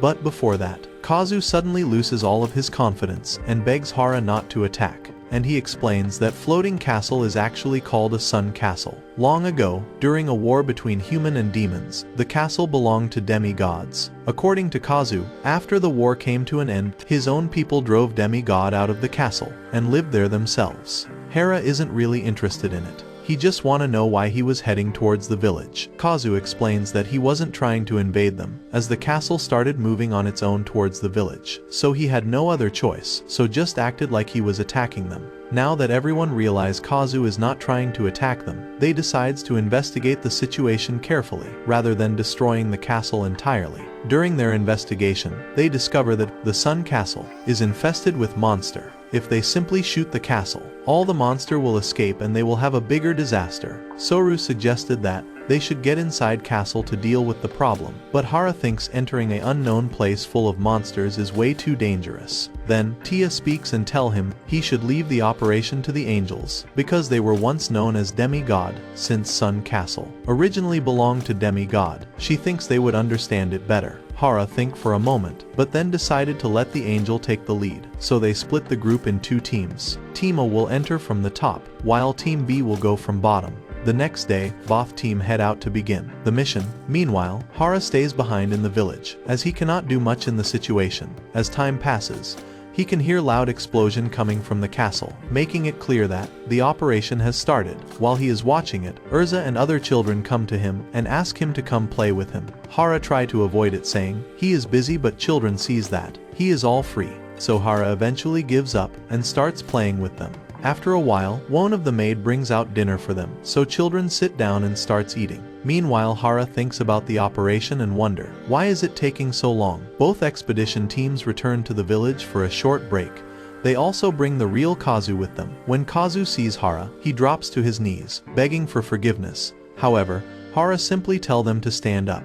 Hera knew that his team members must be hungry, so he prepared a large meal for everyone. Kazu eagerly joins them too, and starts eating. He is completely amazed how delicious it is. He explains that ever since he started living in the castle, all he has eaten are potatoes. He loved the food so much that he wished to share it with other people in the castle. Hearing that, Hera agrees and send him an entire crate. Hera is convinced that since Kazu has now surrendered, he is no more an enemy. Hera then asks about the situation on the castle to Tia, and she says that it was a bit complicated than she thought. The next day, both team leave again, and Hera prepared the meal for them, thinking they would be just as hungry coming back.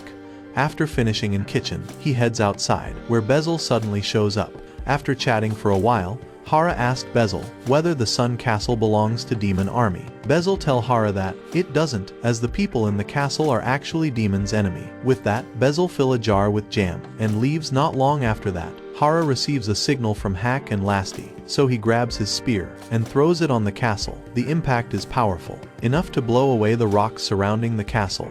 A little later, Hack flies down and tells Hera that they are almost finished clearing out the castle, and now he can come along. Hack then carried Hera through the sky, and Hera seems really excited. When Hera finally arrives, he notices the old structures that actually looks abandoned. He then notices a group of demons Kazu mentioned before, a young girl among them trying to protect a harmless little monster she found, but an old man insists that they should get rid of it, as monsters doesn't live with normal beings. So instead of arguing, Hera simply tell the girl to keep the creature as a pet. His simple suggestion solved the problem, and they accepts it.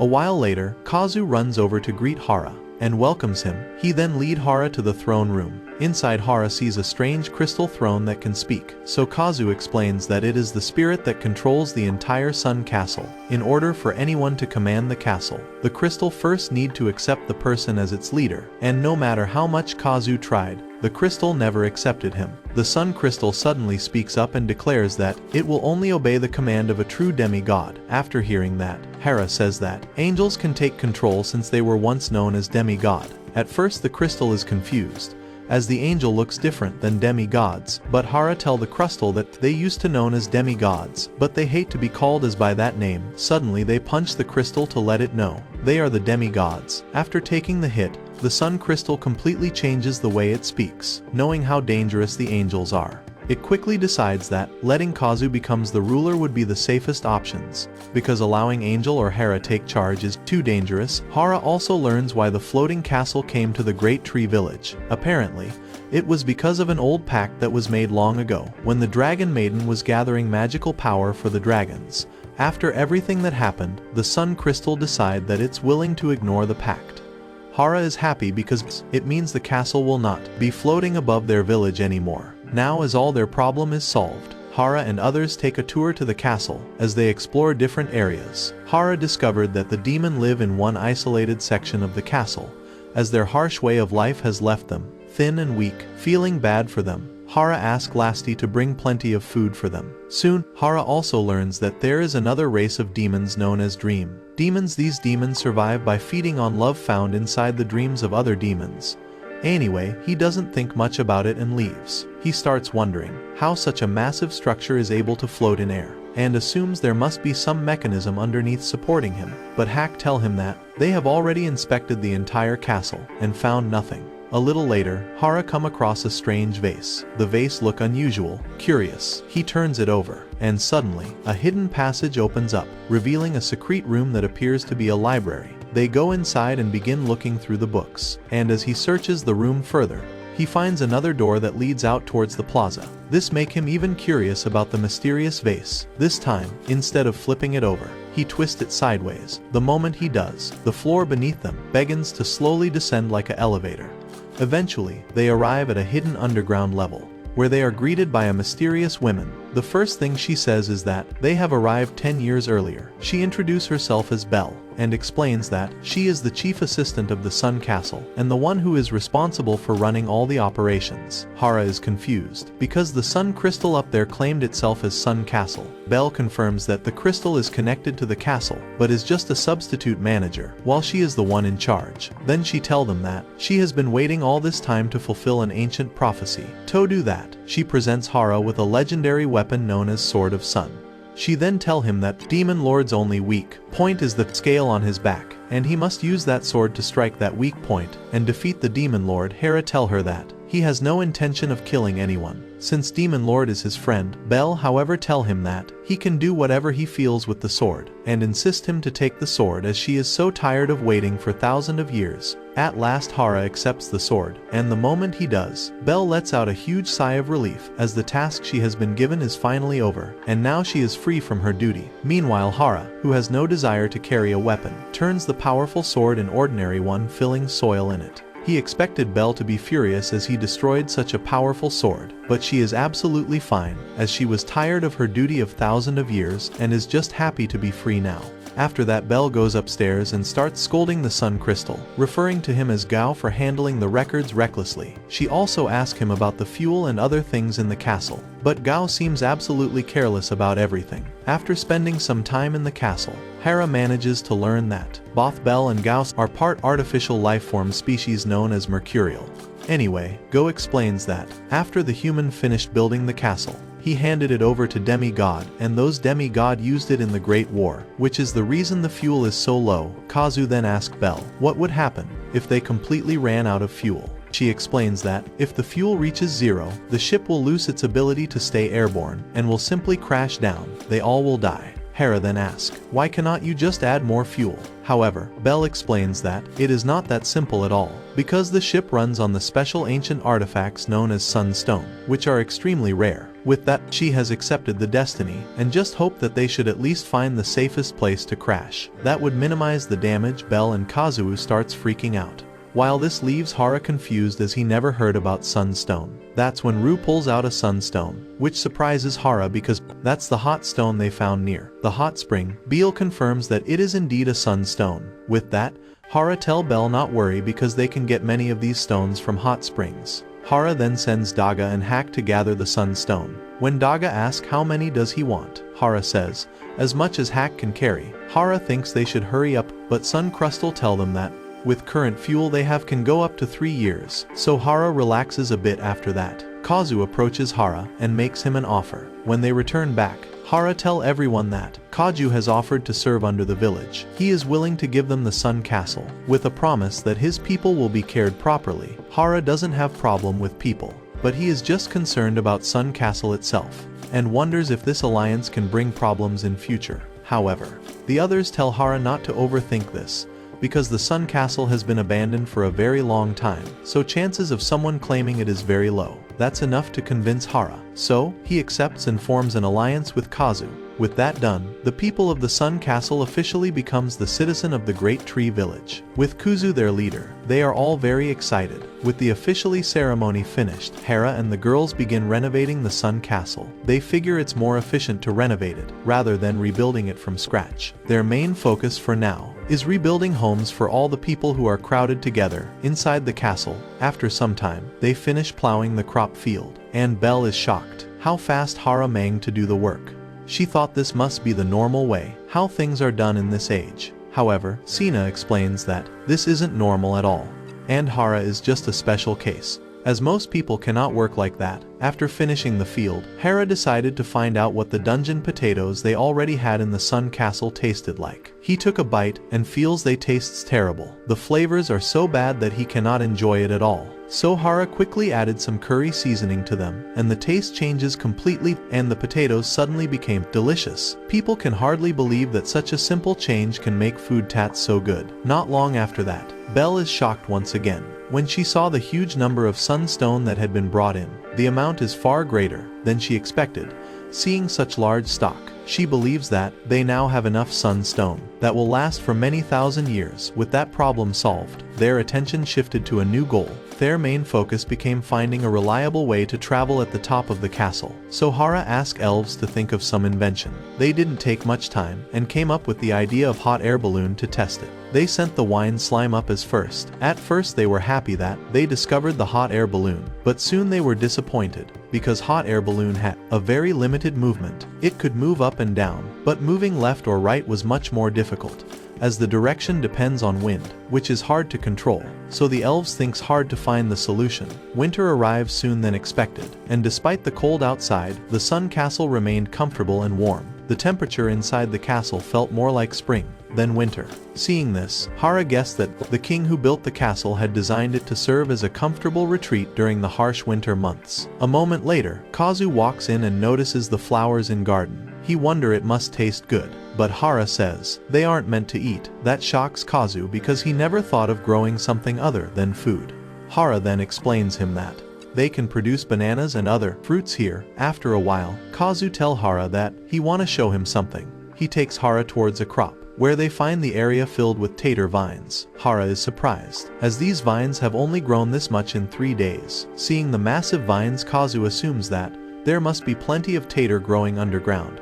However, when Hera pulls the plant up, there are no taters at all. Vine grew so quickly that they consumed all the nutrients themselves. Hera tells Kazu that they will have to pull up all the vines, otherwise the entire castle will end up covered by them. After that, reconstruction and food production efforts continues. Later that night, Dono approaches Hera and talks about a problem he is struggling with. He explains that he cannot figure out how to turn dungeon potatoes into decent alcohol. He says he tried everything but still failed. Since Hera have no idea about it, he asks Anne. She explains that she and maids did everything they could, but all they managed to create was a strange gray slice.